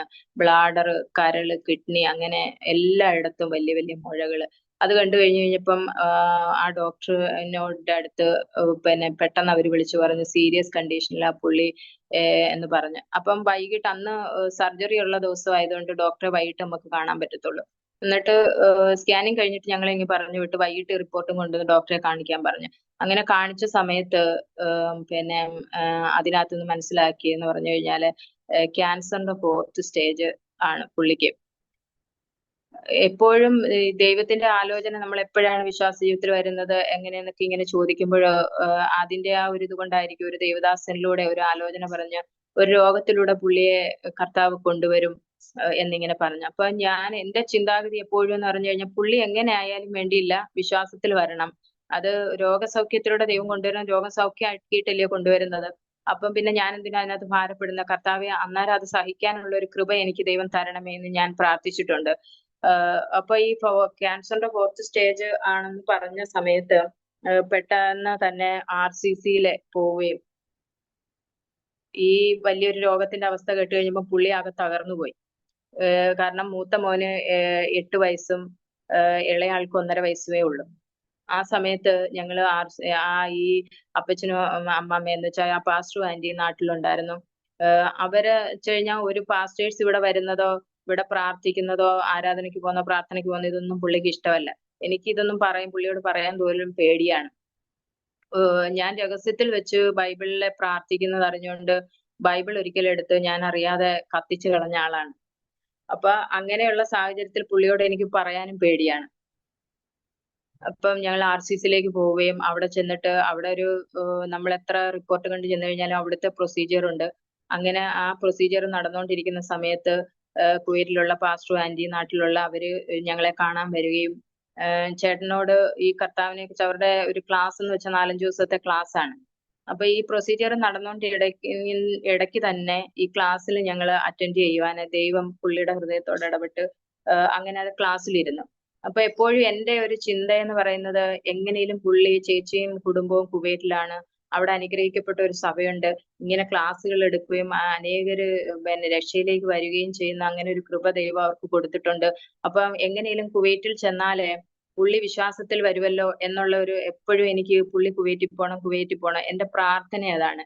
എപ്പോഴും ഞാൻ ഇന്ന് മനസ്സിലാക്കുന്നതെന്ന് പറഞ്ഞു കഴിഞ്ഞാൽ നമ്മുടെ പ്രാർത്ഥനാ വിഷയങ്ങള് നമ്മള് കണ്ടീഷൻസ് വെക്കും ദൈവസന്നിധിയില്. പക്ഷെ നമ്മുടെ കണ്ടീഷൻസ് നമ്മുടെ ആഗ്രഹങ്ങളെ ദൈവം മാനിക്കുമെങ്കിലും നമ്മളുടെ ഇഷ്ടപ്രകാരമല്ല, ദൈവത്തിന്റെ ഇഷ്ടപ്രകാരമാണ് ദൈവം ചെയ്തെടുക്കുന്നതെന്ന് പലപ്പോഴും എനിക്ക് തോന്നിയിട്ടുണ്ട്. ഞാൻ എങ്ങനെങ്കിലും ചേച്ചിയുടെയും ഒക്കെ അടുത്ത് കുവൈറ്റിൽ പോകണം അങ്ങനെയുള്ള സാഹചര്യങ്ങൾ ജോലിക്ക് വന്നിട്ടും പുള്ളി പോകാതിരിക്കുമ്പോഴേ പക്ഷെ ദൈവത്തിന്റെ പദ്ധതി എന്ന് പറഞ്ഞു കഴിഞ്ഞാല് ആ ദേവദാസിനെയും നാട്ടിൽ കൊണ്ടുവന്ന് ആ ക്ലാസ് കേൾക്കണമെന്ന് എന്റെ ആഗ്രഹം. ആ ക്ലാസ് കേട്ടു. 4-5 ദിവസം കേട്ടു. ക്ലാസ് ഒക്കെ കഴിഞ്ഞു കഴിഞ്ഞപ്പോഴേ അവര് ചോദിച്ചു എന്താണ് തീരുമാനം. അവര് ആരെയും നിർബന്ധിക്കുകയൊന്നുമില്ല. എന്താണ് തീരുമാനം എന്ന് പറഞ്ഞപ്പോ ഞങ്ങൾ വിചാരിച്ചിരുന്നത്, ഞാൻ പ്രതീക്ഷിച്ചിരുന്നതും പുള്ളി ഒക്കെ പറഞ്ഞ് രക്ഷയേറ്റു പറഞ്ഞ് സ്നാനപ്പെട്ട് ദൈവകൃപയിൽ ജീവിക്കും എന്നാണ് എന്റെ ധാരണ. പക്ഷെ അതല്ല ദൈവം എങ്ങനെ ഓരോ കാര്യങ്ങളിലും ദൈവത്തിന് പദ്ധതിയുണ്ട് നമ്മളെ കുറിച്ചിട്ട്. എങ്ങനെയായിരിക്കണം നമ്മളുടെ ഇഷ്ടങ്ങളും ആഗ്രഹങ്ങളും ദൈവം സാധിച്ചു തരുമെങ്കിലും നമ്മള് നയിക്കുന്ന വഴിയിലൂടെ അല്ല ദൈവത്തിന്റെ വഴി എന്ന് പറയുന്നത്. നമ്മുടെ ഇഷ്ടപ്രകാരമുള്ള വഴിയുമല്ല, ദൈവത്തിന്റെ ഇഷ്ടപ്രകാരമാണ്. അവരുടെ ക്ലാസ് കേൾക്കണമെന്ന് ഞാൻ ആഗ്രഹിച്ചു. ക്ലാസ് കേട്ടു. ക്ലാസ് കേട്ട പുള്ളി രക്ഷയിലേക്ക് വരുമെന്നുള്ള ഒരു ആഗ്രഹം എനിക്കുണ്ടായിരുന്നു. പക്ഷെ പുള്ളി നോ പറഞ്ഞു, ആലോചിക്കട്ടെന്ന് പറഞ്ഞു. അന്ന് ആ രാത്രി കിടക്കുമ്പോഴേ എന്റെ പ്രതീക്ഷ തകർന്നു പോയി. പുള്ളി അത് ആക്സെപ്റ്റ് ചെയ്യുമെന്ന് വിചാരിച്ചിട്ടും അത് ചെയ്തില്ല. ആ രാത്രി മുഴുവൻ ഞാൻ കിടന്നു കരഞ്ഞു. അപ്പോഴും കർത്താവിനോട് ഞാൻ ചോദിക്കുന്നത്, കർത്താവേ നിന്നെ മാത്രമേ ആഗ്രഹിച്ചുള്ളൂ. പുള്ളിയും രക്ഷയിലേക്ക് വരണമെന്നാണ് ഞാൻ ആഗ്രഹിച്ചത്. പുള്ളിയുടെ ക്യാൻസറോ ഒന്നും അല്ല എന്റെ മുന്നിലെ വിഷയം. പുള്ളി വിശ്വാസത്തിൽ കടന്നു വരണം എന്നുള്ളതാണ്. അപ്പൊ അതെന്താണ് കർത്താവേ എന്ന് പറഞ്ഞ് കരയുന്നു. ഞാൻ കിടന്ന് കരയുന്ന പുള്ളി കേൾക്കുന്നുണ്ട്. അപ്പൊ പുള്ളി പറഞ്ഞു നീ കരയണ്ടെന്ന് പറയുന്നുണ്ട്. പക്ഷെ അന്ന് രാത്രികാലം ദൈവം ഒരു ദർശനത്തിലൂടെ പുള്ളിയോട് ഇടപെട്ട് ഒരു വലിയ വൃക്ഷം, നല്ല ഫലങ്ങൾ പൊഴിഞ്ഞുകൊണ്ടിരിക്കുന്ന അനുഗ്രഹിക്കപ്പെട്ട ഒരു വൃക്ഷം, പിന്നീട് കണ്ടതെന്ന് പറഞ്ഞു കഴിഞ്ഞാൽ ഒരു മൃഗത്തെ തോലുരിച്ച് ഇങ്ങനെ തൂക്കിയിട്ടേക്കുന്നു. അടുത്ത് ചെന്ന് നോക്കിയപ്പോ ഒരു പട്ടിയുടെ തോലുരിച്ചിട്ട് അതിന്റെ കണ്ണീക്കിടെയും മൂക്കിക്കിടെയും വായിക്കിടെ ഒക്കെ ബ്ലഡ് വരുന്ന ഒരവസ്ഥയില്. അപ്പൊ രാവിലെ എഴുന്നേറ്റപ്പോ എന്നോട് പറഞ്ഞു ഇങ്ങനെ ഞാനൊരു സ്വപ്നം കണ്ടെന്ന് പറഞ്ഞു. അപ്പം പുള്ളിയുടെ അടുത്ത് ഏത് കാര്യങ്ങളായാലും അന്ന് പറയാൻ എനിക്ക് ഭയങ്കര ഭയമായി. എങ്ങനെയാ ദുഷ്ടൻ ഇടപെടുന്നതെന്ന് അറിയില്ലല്ലോ. അതുകൊണ്ട് ചില കാര്യങ്ങൾക്കൊന്നും ഞാൻ മിണ്ടില്ല, അല്ലെങ്കിൽ ഒന്നും പ്രതികരിക്കത്തില്ല. പക്ഷെ അന്നേരം ദൈവത്തിന്റെ പരിശുദ്ധാത്മാവ് എന്നോട് ഇടപെട്ട് ഞാൻ പറഞ്ഞ് സത്യദൈവത്തെ അറിഞ്ഞ് യേശുവിൽ വിശ്വസിച്ചു വന്ന ആ വൃക്ഷം പോലെ ദൈവം അനുഗ്രഹിക്കും. നല്ല ഫലങ്ങളുള്ള അനുഗ്രഹിക്കപ്പെട്ട വൃക്ഷമാക്കി തീർക്കും. അല്ല എന്നുണ്ടെങ്കിൽ ആ പട്ടിയുടെ അവസ്ഥയായിരിക്കും എന്ന് പറഞ്ഞിട്ട് ഞാൻ ആ റൂമിൽ നിന്ന് പുറത്തു പോന്നു. എന്നാൽ ആ ഒരു രാത്രികാലം അത് പുള്ളിയുടെ ആ ഒരു ദർശനം പുള്ളിയുടെ ജീവിതത്തിലെ കുറച്ച് മാറ്റങ്ങൾ വരുത്തുവാൻ തക്കവണ്ണം ഇടയായി. എങ്കിലും സ്നാനപ്പെടുന്നതിനെ കുറിച്ചിട്ടോ ഒരു കാര്യങ്ങളും ഒന്നും പറഞ്ഞില്ല. ആരും നിർബന്ധിക്കാനും പോയില്ല. ഞങ്ങൾ വീണ്ടും RCCയിലെ അടുത്ത ടെസ്റ്റിന് വേണ്ടിയിട്ട് അടുത്ത സ്കാനിങ്ങും അതുപോലെ CT സ്കാനും അങ്ങനെ ഓരോ കാര്യങ്ങളുണ്ട്. അവിടെ ചെന്നതിന് ശേഷം ഈ റിപ്പോർട്ടുകളെല്ലാം മേടിച്ച് ആ ഡോക്ടറെ കാണിച്ചു കഴിഞ്ഞപ്പോ അവരും പറഞ്ഞു 4th സ്റ്റേജിലെ ക്യാൻസർ ആണ്. നിങ്ങൾക്ക് ട്രീറ്റ്മെന്റ് ചെയ്യാൻ പറ്റുന്നതിന്റെ അങ്ങേയറ്റം സാധാരണ ട്രീറ്റ്മെന്റ് ചെയ്യുന്ന വെച്ചാൽ കീമോയാ ചെയ്യുന്നത്. അത് ചെയ്യാൻ പറ്റാത്ത ഒരു സാഹചര്യമാണ്. കാരണം ഈ മുഴകൾ അതിന്റെ മാക്സിമം വലിപ്പത്തിൽ ഇരിക്കുകയാണ്. ഈ ഹെവി ഡോസ് മരുന്ന് അങ്ങോട്ട് ചെല്ലുമ്പോ ഇത് പൊട്ടാൻ ചാൻസ് ഉണ്ട്. ഇങ്ങനെ പൊട്ടിക്കഴിഞ്ഞാൽ ആള് മരിക്കും. അതുകൊണ്ട് എന്ത് ചെയ്യണമെന്ന് നിങ്ങൾ തീരുമാനിക്കാൻ പറഞ്ഞു. അതിനുശേഷം ഞങ്ങള് എന്ത് ചെയ്യണമെന്ന് ഞങ്ങൾ തീരുമാനിക്കാം എന്നും പറഞ്ഞിട്ട് അവിടുന്ന് ഞങ്ങൾ ഇനി പോന്നു കഴിഞ്ഞിട്ട് അവിടുത്തെ ആ ദേവദാസന്റെ ഒക്കെ ശുശ്രൂഷ എന്ന് പറഞ്ഞു കഴിഞ്ഞാല് ഈ തീരുമാനമെടുത്ത് രക്ഷയേറ്റ് പറഞ്ഞവരെ അഭിഷേകത്തിന് വേണ്ടിയിട്ട് ഇരുത്തുക എന്നുള്ള ഒരു ശുശ്രൂഷയുണ്ട്. അഭിഷേകം, അന്യഭാഷ അടയാളത്തോടെ അഭിഷേകം പ്രാപിക്കുവാന്. അപ്പൊ ഇങ്ങനെ ഒരു ശുശ്രൂഷ ഞങ്ങളുടെ കൂടെ ഇതുപോലെ ക്ലാസ് എടുത്ത വേറെ 7-8 പേരും ഉണ്ടായിരുന്നു. അവർക്ക് ഇതുപോലുള്ള ശുശ്രൂഷയ്ക്ക് ഇരിക്കുന്ന സമയം ആ പ്രാർത്ഥനയ്ക്ക് ഞങ്ങളെ വിളിച്ചു. പുള്ളിക്ക് പോകാൻ താല്പര്യമില്ലായിരുന്നു. എന്നാൽ കണ്ണുനീരോടെ ദൈവത്തിന്റെ സന്നിധിയില് പ്രാർത്ഥിച്ച്, അതുപോലെ തന്നെ ആ കുവൈറ്റ് സഭയിലെ മുഴുവൻ ആൾക്കാരും ഉപവസിച്ച് ഞങ്ങൾ വേണ്ടിയിട്ട് പ്രാർത്ഥിക്കുകയാണ്. ആ ഒരു സമയത്ത് രാവിലെ പാസ്റ്റർ വിളിച്ചിട്ട് പറഞ്ഞു, ഇതുപോലെ ആള് വണ്ടിയെ വരും, ഇതുപോലെ പ്രാർത്ഥനയ്ക്ക് ഇരിക്കുന്നതിന് വേണ്ടിയിട്ട് ചെല്ലാൻ പറഞ്ഞു. അന്നേരം പറഞ്ഞു, വേണ്ട, ഞാന് വണ്ടിയിലങ്ങ് വന്നേളാന്ന്. എന്നിട്ട് പെട്ടെന്ന് തന്നെ ഒരുങ്ങി പുള്ളിയുടെ ഹൃദയത്തിൽ അതാ ഒരു പ്രതികൂലത്തിലോ അല്ലെന്നുണ്ടെങ്കിൽ ഇതിന് താല്പര്യമില്ലാതെ നിൽക്കുന്ന ഒരാളെ എങ്ങനെയാണ് ദൈവം എങ്ങനെയാണ് കൈപിടിച്ച് നടത്തി ഓരോരോ കാര്യങ്ങളിൽ എങ്ങനെയാണ് കൊണ്ടുവന്നതെന്ന് ഞാൻ എൻ്റെ ജീവിതത്തിൽ മനസ്സിലാക്കി. നമ്മൾ വിചാരിക്കും നമ്മൾ പ്രാർത്ഥിച്ചു, നമ്മൾ അങ്ങനെ ചെയ്തു, നമ്മൾ ഇങ്ങനെ ചെയ്തു, എന്റെ ഭക്തി കൊണ്ട് അല്ലെന്നുണ്ടെങ്കിൽ എന്റെ നീതിപ്രവൃത്തി കൊണ്ട് ഞാൻ ഇതെല്ലാം സാധിച്ചു, അങ്ങനെ പ്രാർത്ഥിച്ചു സാധിച്ചു, ഇങ്ങനെ പ്രാർത്ഥിച്ചു. അതൊന്നും അല്ല. അതിനൊക്കെ വാല്യൂ ഉണ്ടെങ്കിൽ പോലും വാല്യൂ എന്ന് പറയുന്നത് ദൈവത്തിനാണ്, ദൈവത്തിന്റെ പ്രവൃത്തിയാണ്. തക്ക സമയത്ത് ഓരോരോ മാറ്റങ്ങൾ നമ്മളുടെ ജീവിതത്തിലെ ഒരു മനുഷ്യന്റെ ഹൃദയത്തിൽ മാറ്റം വരുത്തുന്നതിനൊക്കെ ദൈവത്തിന് മാത്രമേ കഴിയുകയുള്ളൂ. ആ ഒരു ശുശ്രൂഷയിൽ കടന്നുപോയി. ഞങ്ങള് ഹിന്ദു ഒരു ഇതിലായോണ്ട് ഞങ്ങളെ അമ്പലങ്ങളിൽ പോയി അങ്ങനെ കുറെ എഴുതി വെച്ച് പ്രാർത്ഥിക്കാൻ തക്കവണ്ണം ഇങ്ങനെ പറഞ്ഞു. അങ്ങനെ അവര് അന്യഭാഷയിലെ ഒരു കൂട്ടം ജനം ആരാധിക്കുന്നതിനിടയ്ക്ക് ഞങ്ങളിരുന്ന് ഇതൊക്കെ തെറ്റാണെന്നുള്ളത്, വിഗ്രഹാരാധന അങ്ങനെയുള്ള കാര്യങ്ങളൊക്കെ തെറ്റാണെന്ന് ദൈവസന്നിധിയിൽ ഏറ്റുപറയുകയും ആദ്യ അന്യഭാഷ അടയാളത്തോടെ ദൈവത്തെ ആരാധിക്കുവാനുള്ള കൃപ കർത്താവ് എന്റെ ഹസ്ബൻഡിന് കൊടുത്തു.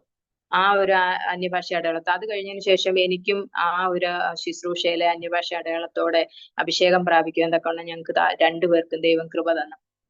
അതിന്റെ പിറ്റേ ദിവസം ദൈവത്തിന്റെ ആലോചന പ്രകാരം തന്നെ ഈ ട്രീറ്റ്മെന്റിന് വേണ്ടിയിട്ട് പിന്നെ ഞങ്ങൾ RCCയിൽ പോയി. RCCയിൽ പോയി കീമോ ചെയ്യാം എന്നുള്ള ഒരു ഇതില്. ആ കീമോ ചെയ്യുന്നത് രാവിലെ 7 മണിക്ക് കീമോ തുടങ്ങിയത് രാത്രി 8:30 വരെയും ചെയ്യേണ്ടി വന്നു. കാരണം ഇതിനിടയ്ക്ക് ഒരുപാട് പ്രയാസങ്ങൾ ചേട്ടനുണ്ടായി. ഇടയ്ക്കിടയ്ക്ക് നിർത്തി വെക്കേണ്ടി വന്ന് ഈ കീമോ ചെയ്യുന്ന അനുസരിച്ച് ഈ വയറ് വലുതായി വലുതായി വരുന്ന ഒരു സിറ്റുവേഷനെ എല്ലാം ഇത് കഴിഞ്ഞു കഴിഞ്ഞപ്പോ സാധാരണ ഇത്രയും വലിയ ക്രിട്ടിക്കൽ സ്റ്റേജിലുള്ള ഒരാളെ അവരവിടെ അഡ്മിറ്റ് ചെയ്യുക ചെയ്യേണ്ടത്. പക്ഷെ അവര് പറഞ്ഞു, ഞങ്ങളെ അഡ്മിറ്റ് ചെയ്തതൊന്നുമില്ല, ഇനി പറഞ്ഞു വിട്ടിട്ട് ഈ വഴിയിൽ ഇങ്ങോട്ട് വരുന്ന സമയത്ത് എന്തെങ്കിലും പ്രത്യേകത, എന്തെങ്കിലും വയ്യായിക വരുമെന്ന് അടുത്തൊരു ഹോസ്പിറ്റലിൽ കയറിക്കോണം നിങ്ങളെന്ന് പറഞ്ഞ് നമ്മളെ പറഞ്ഞു വിട്ട്. അപ്പം അതുവരെ എന്ന് പറഞ്ഞു കഴിഞ്ഞാല് ഈ ദൈവത്തിന്റെ പ്രവൃത്തിയില് അല്ലെങ്കിൽ ദൈവം അത് സൗഖ്യമാക്കുമെന്ന് ഉള്ള ഒരു വിശ്വസിക്കുന്നതിന്റെ ഒരു ഇതുകൊണ്ടായിരിക്കും, അല്ലെങ്കിൽ ഞാൻ പ്രാർത്ഥിച്ച് ദൈവം എനിക്ക് തന്ന കൃപ കൊണ്ടായിരിക്കും. ഒരുപക്ഷെ അതൊന്നും എനിക്ക് ഒരു ഭാരമായിട്ട് അതുവരെയും തോന്നിയില്ലായിരുന്നു. എന്നാൽ എന്റെ മടിയിൽ കിടന്ന് ഇങ്ങോട്ട് ആ പുള്ളിയുടെ ശാരീരിക അവസ്ഥ കണ്ടു കഴിഞ്ഞപ്പം എന്റെ ഹൃദയം തകർന്നുപോയി. അപ്പൊ ഞാൻ എപ്പോഴും പ്രാർത്ഥിക്കുമായിരുന്നു, പുള്ളി എങ്ങനെ ആയാലും വേണ്ടിയില്ല, രോഗമോ എന്തോ ആയിക്കോട്ടെ, പുള്ളി വിശ്വാസത്തിൽ വന്നാൽ മതി എന്നുള്ള ഒരു പ്രാർത്ഥന എപ്പോഴും എനിക്കുണ്ടായിരുന്നു.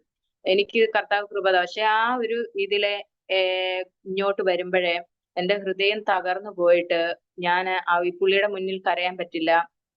ഞാൻ ആ വണ്ടിയിൽ ഇരുന്ന് ഇങ്ങനെ ഇങ്ങനെ കരഞ്ഞു, കർത്താവെ ഞാൻ അങ്ങനെ പ്രാർത്ഥിച്ചത് കൊണ്ടാണോ പുള്ളിക്ക് ഇങ്ങനെ വന്നത് എന്നൊരു വിഷമം എന്റെ ഹൃദയം തകർന്നു. അതുവരെ ഒരു ഹൃദയം പോലെ അല്ലെന്നുണ്ടെങ്കിൽ ഇരിക്കുന്നിടത്ത് ഒരു തകർച്ച വന്നത് ഇങ്ങോട്ടുള്ള യാത്രയിലാണ്. തിരുവനന്തപുരത്തു നിന്ന് ഇവിടെ വരെ ഞാൻ കർത്താവിന്റെ സന്നിധിയിൽ ഞാൻ ദൈവത്തോട് നിലവിളിച്ചു. ആ നിലവിളിച്ച സമയത്ത് ദൈവം ഒരു വചനത്തിലൂടെ എന്നോട് ഇടപെട്ടത്. ലാസർ മരിച്ചു, അല്ലെങ്കിൽ ലാസറിന് സുഖമില്ല എന്ന് കർത്താവ് അറിഞ്ഞു. പക്ഷെ ലാസർ മരിച്ചിട്ട് 4 ദിവസം കഴിഞ്ഞിട്ടാണ് കർത്താവ് ലാസറിന്റെ ഭവനത്തിലെത്തിയത്. അതെന്തുകൊണ്ടാണെന്ന് ദൈവത്തിന്റെ പരിശുദ്ധാത്മാവ് എന്നോട് ഇടപെട്ടു. കാരണം മാർത്തയും മറിയയും യഹൂദന്മാരും കരഞ്ഞു. ആ ഉള്ളം നൊന്ത് കർത്താവും കരഞ്ഞിട്ട് കല്ലറയ്ക്കൽ ചെന്നിട്ട് ലാസറെ ലാസറെ എന്ന് വിളിച്ചു. അപ്പൊ എനിക്ക് വചനത്തിൽ അത്ര ഇതില്ലെങ്കിലും ഈ വചനത്തിലൂടെ ദൈവം എന്താണ് എന്നോട് സംസാരിക്കുന്നത്, ആ ലാസറിന്റെ ഭവനത്തിൽ കർത്താവ് അത്രയും താമസിച്ചു എന്നുണ്ടെങ്കിലേ അത് ദൈവത്തിന്റെ നാമം മഹിമപ്പെടാനായിരുന്നു, അവിടെ വലിയൊരു ദൈവപ്രവൃത്തി വെളിപ്പെടാനായിരുന്നു എന്ന ആ ഒരു ചിന്ത എന്റെ ഹൃദയത്തിൽ വന്നു. ഞങ്ങള് വീട്ടിൽ വന്ന് ഞങ്ങൾ 5-6 പേരൂടെ പിടിച്ച് പുള്ളിയെ കട്ടിലിൽ കിടത്തി. ആ ഒരു അവസ്ഥ കണ്ട് എന്റെ അച്ഛനും അമ്മയും എല്ലാവരും ഉണ്ട്. അവർക്കെല്ലാം ഭയങ്കര പ്രയാസം തോന്നി.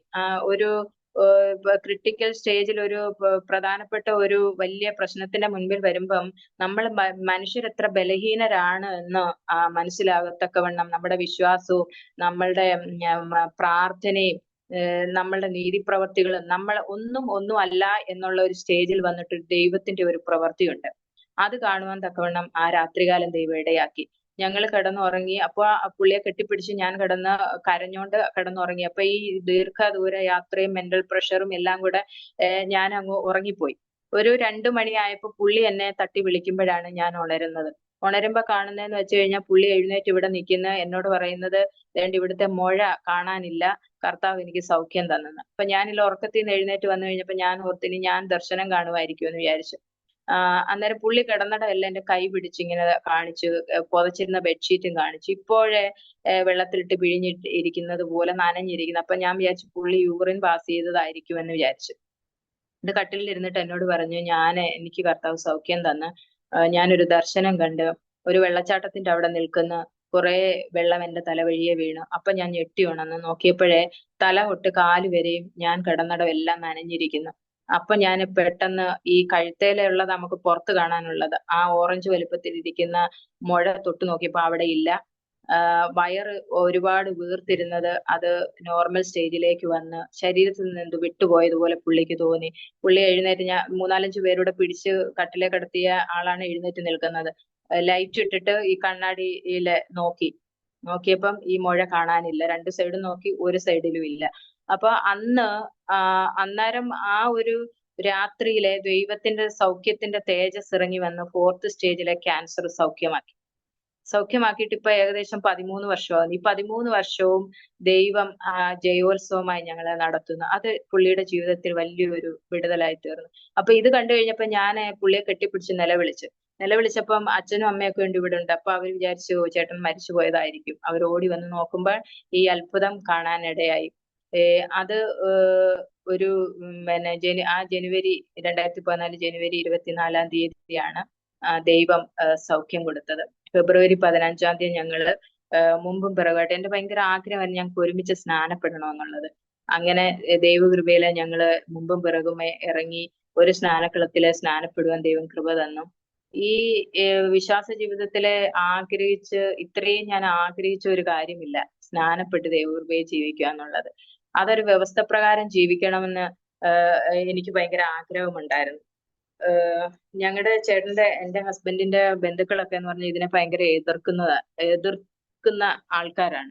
അപ്പം അവര് രഹസ്യത്തില് ഇങ്ങനെ അങ്ങ് സ്നാനപ്പെട്ട് ദൈവം സൗഖ്യം തന്നു പിന്നെ രഹസ്യത്തിൽ അങ്ങ് ജീവിക്കാം എന്നൊക്കെയുള്ള ഒരു പ്ലാൻ ഒക്കെ ആയിരുന്നു. പക്ഷെ എനിക്ക് എന്റെ ആഗ്രഹം എന്ന് പറഞ്ഞു കഴിഞ്ഞാല് ഞാൻ ഈ പ്രാർത്ഥനയ്ക്കൊക്കെ രഹസ്യമായിട്ട് പോകുന്ന എല്ലാം പറഞ്ഞ് എനിക്ക് പ്രശ്നങ്ങളൊക്കെ ഉണ്ടാക്കിയിരുന്നവരുടെ മധ്യേ ഈ കമ്മലും മാലയും ഇതെല്ലാം ഉപേക്ഷിച്ചിട്ട് പിന്നെ ഒരുമിച്ച് ദൈവത്തെ ആരാധിക്കാൻ പോകുന്നത് ഈ ജനം കാണണം. അല്ലെങ്കിൽ പിന്നെ നമ്മൾ വിശ്വാസ ജീവിതത്തിൽ വന്നിട്ട് എന്തുവാണ്. അപ്പൊ അതുകൊണ്ട് തന്നെ ആ നിമിഷം മുതല് ഈ ജനം എല്ലാരും അറിയേ. പക്ഷെ ഭയങ്കര പ്രതികൂലം വരും എന്നൊക്കെ ഞങ്ങൾ ഭയപ്പെട്ടിരുന്നു. പുള്ളിക്കും ഭയങ്കര ഭയമായിരുന്നു, വീട്ടുകാര് ഹസ്ബൻഡിന്റെ വീട്ടിലുകാരൊക്കെ പ്രശ്നങ്ങൾ ഉണ്ടാക്കും എന്നുള്ളത്. എന്നാലേ സിംഹത്തിന്റെ കുഴിയില് ദാനിയേലിനെ ഇട്ടപ്പോ സിംഹത്തിന്റെ വായടച്ചു കളഞ്ഞതുപോലെ ഞങ്ങളുടെ മുൻപിൽ ഇന്ന് വരെ ഒരാളും ഈ വിശ്വാസ ജീവിതത്തിൽ ഞങ്ങൾ പോയതിനെയോ അല്ലെ അതിനെ വിമർശിക്കുവാനോ കൂടി അവരെല്ലാവരും കൂടുമ്പോ ഓരോ കാര്യങ്ങൾ പറയുമെങ്കിലും അങ്ങനെ വിമർശിക്കുവാൻ തക്കവണ്ണം ഞങ്ങളുടെ ഹൃദയത്തെ തകർക്കുവാൻ തക്കവണ്ണം ഒരാളെയും ദൈവം അനുവദിച്ചില്ല. അതിനുശേഷം ഇപ്പൊ ഈ 13 വർഷക്കാലം ഞങ്ങളെ ദൈവം ജയോത്സവമായി നടത്തുന്നു. 1 വർഷം കഴിഞ്ഞിട്ട് അടുത്ത വർഷം ഈ സൗഖ്യം തന്നത് 2014 ജനുവരി 24-ാം തീയതി, 2015 ജനുവരി 24-ാം തീയതി കുവൈറ്റിലേക്ക്. എന്റെ ആഗ്രഹം അതാണ്. നമ്മളൊരു പ്രാർത്ഥനാ വിഷയം പറഞ്ഞു കഴിഞ്ഞാൽ നമ്മുടെ ആഗ്രഹങ്ങളെ ദൈവേഷ്ടമാണെങ്കിൽ അത് ദൈവം മാനിക്കും എന്നുള്ളതിന് കുവൈറ്റിലേക്ക് തന്നെ ഒരു ജോലിക്കായിട്ട് അവസരം വന്ന് ആ സഭയോട് ചേർന്ന് അവിടെ ആരാധിക്കാനും ആത്മീയമായി വളരുവാനും അവിടെ ചേച്ചിയും ചേട്ടനും എല്ലാം ഉണ്ട് കുടുംബമായിട്ട്. അവരോട് ചേർന്ന് ദൈവത്തെ ആരാധിക്കുവാനെല്ലാം കർത്താവ് കൃപ തന്ന് പിന്നെ ആ ഒരു സമയത്ത് എന്ന് വെച്ചാൽ കടഭാരത്താൽ വലയുന്ന ഒരു അവസ്ഥയായിരുന്നു. നാട്ടിൽ വന്ന് കുറെ നാൾ നിന്ന് അങ്ങനെയൊക്കെ. അപ്പം ആ ഒരു ചെറിയൊരു ശമ്പളത്തില് അതാ ഓരോ സമയവും ദൈവം തന്റെ വാഗ്ദത്തം ഞങ്ങൾക്ക് വേണ്ടിയിട്ട് തന്നിട്ടുണ്ട്. ദൈവം എങ്ങനെയാണ് ഞങ്ങളെ നടത്തുന്നത്, എങ്ങനെയാണ് മുൻപോട്ട് ജീവിക്കുന്നത്. ഓരോ കാര്യങ്ങളും പ്രതിസന്ധി വരുമ്പഴേ ഒരിക്കലും പതറിപ്പോകാന് ദൈവം അനുവദിച്ചിട്ടില്ല. കാരണം അപ്പൊ തന്നെ ദൈവത്തിന്റെ ഒരു വാഗ്ദത്തം നമുക്കുണ്ട്. അതനുസരിച്ചിട്ട് അത് പ്രാർത്ഥിച്ച് അത് മുൻപോട്ട് പോകുമ്പഴേ ദൈവമാണ് ദൈവത്തെ നോക്കിയാണ് നമ്മൾ മുൻപോട്ട് പോകുന്നതെന്നുണ്ടെങ്കിൽ ദൈവമാണ് നമ്മളെ നടത്തുന്നത്. പ്രതിസന്ധികളൊന്നും ദൈവത്തിന്റെ മുൻപില് ഒന്നുമല്ല. നമ്മൾ ആ പ്രതിസന്ധികൾ നോക്കുമ്പോ നമ്മൾ പലപ്പോഴും നമ്മുടെ മുൻപിലുള്ള ആ നെഗറ്റീവ് വശങ്ങള് കൊണ്ടിട്ടിട്ട് സാത്താൻ നമ്മളോട് പറയും, നിനക്ക് ദേ ഇങ്ങനെ പ്രശ്നമുണ്ട്, നിനക്ക് അതുകൊണ്ട് രോഗമുണ്ട്, നിനക്ക് കടഭാരമുണ്ട്, നിനക്ക് മക്കളില്ല, അല്ലെ നിന്റെ തലമുറയ്ക്ക് മക്കളില്ല. ഇങ്ങനെ നമ്മളെ എന്ത് ചെയ്യുന്ന അലട്ടിക്കൊണ്ടിരിക്കും. ആ പ്രശ്നത്തെ നമ്മൾ നോക്കി കഴിഞ്ഞു കഴിഞ്ഞാൽ നമുക്ക് മുൻപോട്ട് ജീവിക്കാൻ പറ്റത്തില്ല. നമ്മള് വിശ്വാസത്തിൽ ക്ഷീണിച്ചു പോകും, വിശ്വാസത്തിൽ മുരടിച്ചു പോകും. ഒക്കെ അങ്ങനെയൊക്കെയുള്ള കാര്യങ്ങളുണ്ടായി നമ്മള് ദൈവത്തിൽ നിന്ന് അകന്നു പോകാൻ ഇടയാകും. നമ്മൾ ദൈവത്തിന് ഇഷ്ടമല്ലാത്ത കാര്യങ്ങളെ ദൈവത്തിന്റെ സന്നിധിയിൽ പിറുപിറുക്കുക എന്നുള്ളത്. ഇസ്രായേൽ ജനത്തെ മിസ്രയീമിൽ നിന്ന് കൊണ്ടുവന്നു കഴിഞ്ഞപ്പോൾ ഇതുപോലുള്ള അത്ഭുതങ്ങളും കാര്യങ്ങളും ചെങ്കടലിനെയും പകുത്ത് കൊണ്ടുവന്നു കഴിഞ്ഞപ്പോഴും ഇവര് എപ്പോഴും പിറുപിറുത്ത് ആ മിസ്രയീമിലേക്ക് പോകാൻ തക്കവണ്ണമാണ് അവർ ആഗ്രഹിച്ചിരുന്നത്.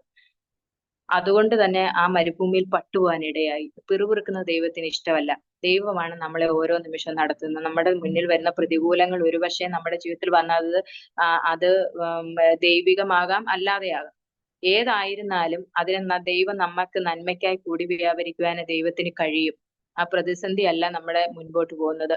അത് കഴിഞ്ഞിട്ട് ഒരു 12 വർഷത്തോളം ഞാൻ കുവൈറ്റിലെ വർക്ക് ചെയ്ത് ഞങ്ങൾ ഇവിടെ ദൈവത്തിന്റെ ആലോചന പ്രകാരം ഞങ്ങൾ ചാരുമൂട്ടിലെ ഒരു കർത്തൃ സഭയിൽ പുതുതായി ഒരു വേല തുടങ്ങിയ കർത്തൃ സഭയിലേക്ക് ദൈവത്തിന്റെ ആലോചന പ്രകാരം ഞങ്ങൾ കടന്നുപോയി.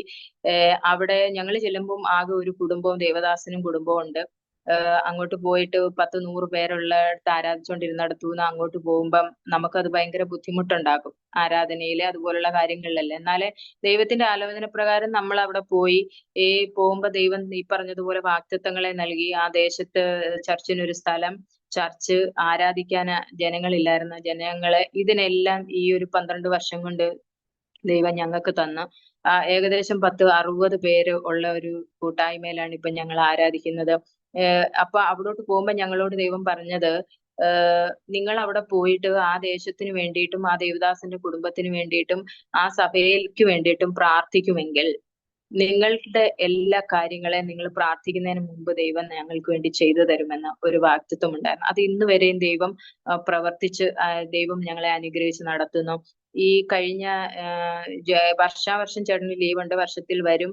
അവിടെ ആരാധനയിലും പ്രാർത്ഥനയിലും ഒക്കെ അനുഗ്രഹിക്കപ്പെട്ട ഒരു കൂട്ടായ്മയിലാണ് ചേട്ടൻ പോകുന്നത്. അതുകൊണ്ട് തന്നെ ആത്മീയമായി വളരുവാനും പുതിയ പുതിയ ഭാഷകളും കൃപകളും ഒക്കെ ലഭിക്കുവാൻ കർത്താവ് സഹായിച്ചു. എപ്പോഴും ചേച്ചിയും ചേട്ടനും കുടുംബം എന്ന് പറയുന്നത് ഞങ്ങൾക്ക് ഒരു ബാക്ക് ബോൺ ആയിട്ട് ദൈവകൃപയിൽ ദൈവം നിർത്തിയിരിക്കുന്നതാണ്.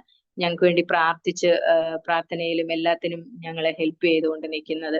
അതുപോലെ തന്നെ ഞാൻ പോകുന്ന ദൈവസഭയും അതുപോലെ തന്നെ ദേവദാസനും കുടുംബവും ഒക്കെ. കഴിഞ്ഞ ജൂൺ ലാസ്റ്റ് ആയപ്പോഴത്തേന് ചേട്ടന് പെട്ടെന്ന് വീണ്ടും അപ്പൊ ഈ രോഗസൗഖ്യം കർത്താവ് തന്നുവെങ്കിലും പിന്നെയും പിന്നെയും ദുഷ്ടൻ ഓരോരോ രോഗങ്ങൾ കൊണ്ടിട്ടിട്ട് ഇതിനെ ചോദ്യം ചെയ്യുന്ന തരത്തിലെ ഓരോരോ പ്രശ്നങ്ങൾ ഞങ്ങളുടെ ജീവിതത്തിൽ വരാറുണ്ടായിരുന്നു. നടുവിന്റെ ഡിസ്കിന് 3 പ്രശ്നം വന്ന് എഴുന്നേക്കാൻ പറ്റാത്ത ഒരു സാഹചര്യം വന്ന് അവിടെയും ഇതുപോലെ ദൈവത്തിന്റെ പ്രവൃത്തി ദൈവം ചെയ്തെടുത്ത് അതിൽ നിന്ന് ദൈവം വിടുവിച്ചു. ഞങ്ങളുടെ കടഭാരങ്ങളിൽ നിന്നെല്ലാം ദൈവം അത്ഭുതകരമായിട്ടുള്ള സാഹചര്യങ്ങളെ കൊണ്ടുവന്നു. കൊറോണയുടെ സമയത്തും ആർക്കും ജോലി ഇല്ലാതിരിക്കുന്ന സമയത്തും അമേരിക്കൻ ആർമിയുടെ ബേസിലാണ് ജോലി ചെയ്തുകൊണ്ടിരുന്നത്. അവിടെ പ്രത്യേകമായ ഒരു പരിഗണന ദൈവം അവിടെ നൽകി. അവിടെ എല്ലാം ദൈവം ഞങ്ങളെ അനുഗ്രഹിച്ചു. അപ്പൊ കഴിഞ്ഞ ജൂണിലെ ചേട്ടന് പെട്ടെന്ന് ഷുഗർ ചെറിയതായിട്ടുണ്ട്. അത് കൺട്രോൾ ചെയ്ത് ആഹാരം കൺട്രോൾ ചെയ്ത് പോയിക്കൊണ്ടിരുന്നായിരുന്നു. ആ സമയത്ത് പെട്ടെന്ന് ഒരു രാത്രിയില് ഇങ്ങനെ ഹെവി വർക്ക് ലോഡ് ഉണ്ടായിട്ടുണ്ട്. 2-3 ദിവസമായപ്പോ 3-ാമത്തെ ദിവസം രാത്രിയിലാണെന്നുണ്ടെങ്കിൽ പെട്ടെന്ന് ഒരു കിടുങ്ങല് പോലെ വന്ന് പെട്ടെന്ന് പുള്ളിയും കിടക്കലായി പോയി. കൈയും കാലും ഒന്നും അനക്കാൻ വയ്യാതെ ഒരു സ്ട്രോക്ക് വന്ന ആളിന്റെ പോലെ ഒരു ശാരീരിക അവസ്ഥയുണ്ടായി. ഒരു 10-15 ദിവസം എടുത്ത് അവിടുന്ന് ലീവ് കിട്ടി നാട്ടിൽ വരാനെ കൊണ്ട്. ഇവിടെ വന്നപ്പം സകല കാര്യങ്ങളും ഞാൻ ചെയ്തു കൊടുക്കേണ്ട വന്നു. ഫുഡ് കൊടുക്കേണ്ടതും എല്ലാം. കാരണം പുള്ളിക്ക് സ്വയമായി ഒന്നും ചെയ്യാൻ പറ്റാത്ത ഒരു സാഹചര്യം വന്നു. അപ്പൊ ഏതൊരു പ്രതിസന്ധി ഞങ്ങളുടെ മുന്നിൽ രോഗമാകട്ടെ എന്തു വന്നു കഴിഞ്ഞാലും ഞാൻ ക്യാൻസർ സൗഖ്യമാക്കിയ ദൈവത്തിന് വേറൊരു രോഗം വന്നാലും സൗഖ്യമാക്കാൻ കഴിയും. ഇവിടെ വന്നിട്ട് ഒരു 10-20 ഡോക്ടർമാരെ ഞങ്ങൾ കണ്ട്. ഓരോരുത്തരും ഓരോ കാര്യങ്ങൾ പറഞ്ഞ് ഓരോ ട്രീറ്റ്മെന്റുകൾ ചെയ്ത്.